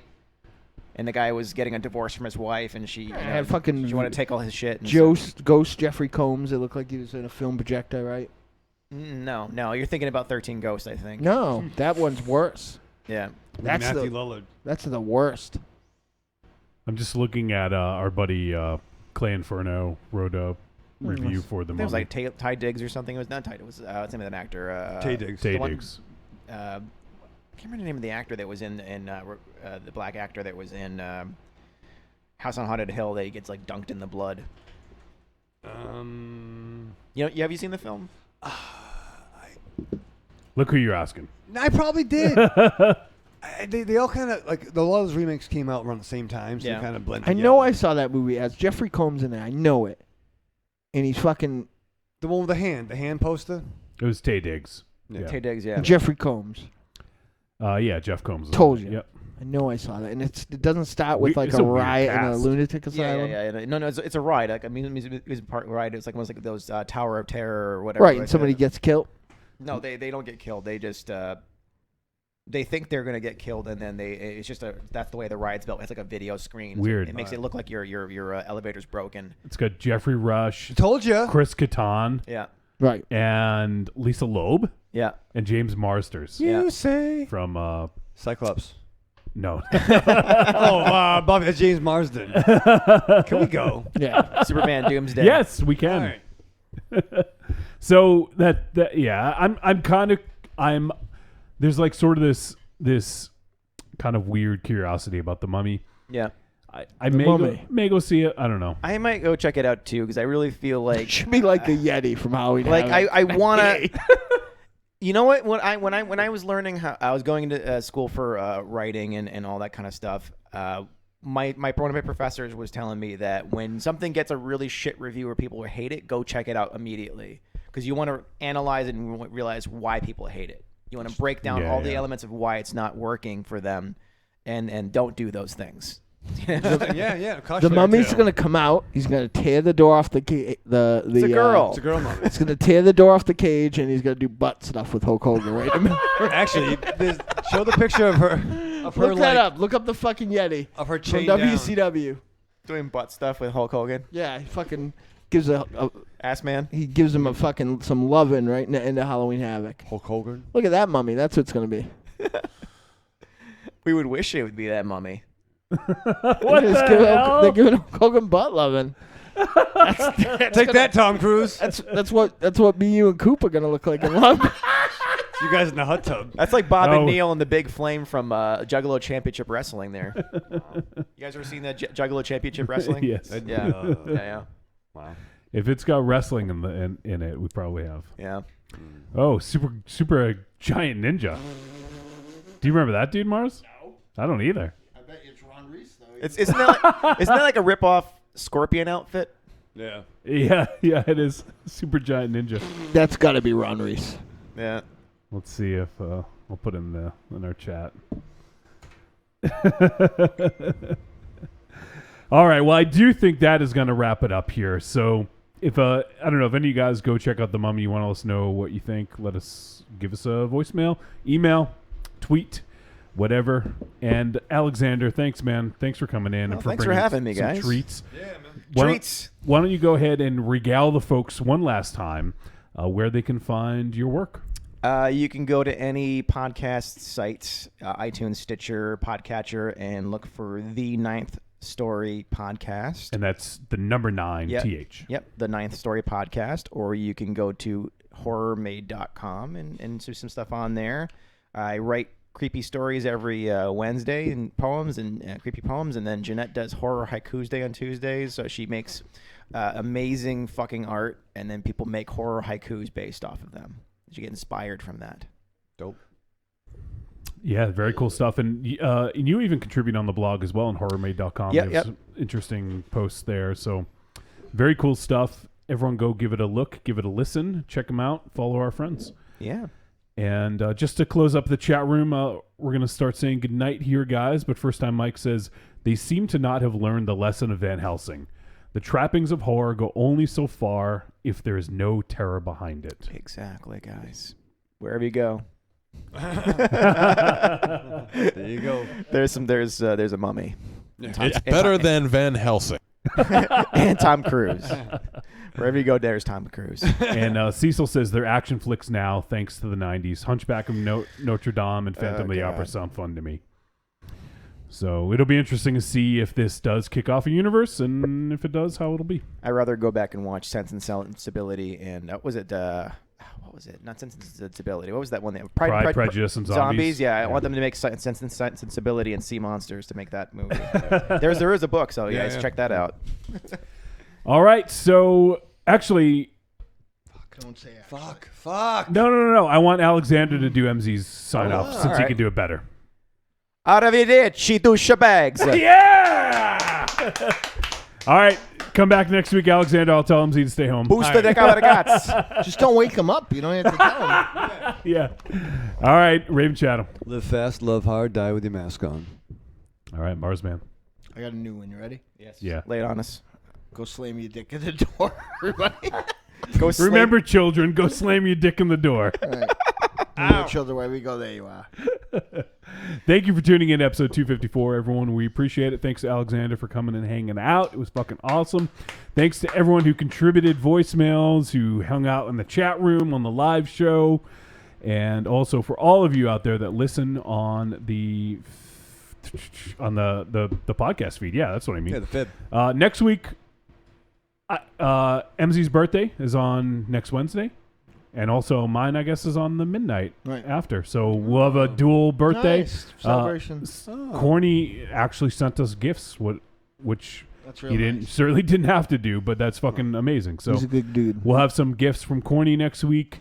And maybe we'll get some peanut butter treats for MZ. And hey, while I'm thinking of it, thank you, Reverend Scott. You're the man. Thank you for your help. Oh, yeah. Reverend Scott did a really nice thing this week. And some gifts from everybody else. Yeah. Cookies. So that is going to do it, everyone. Thanks so much for hanging out with us and tuning in. And we will see you guys next week for episode 255. See ya.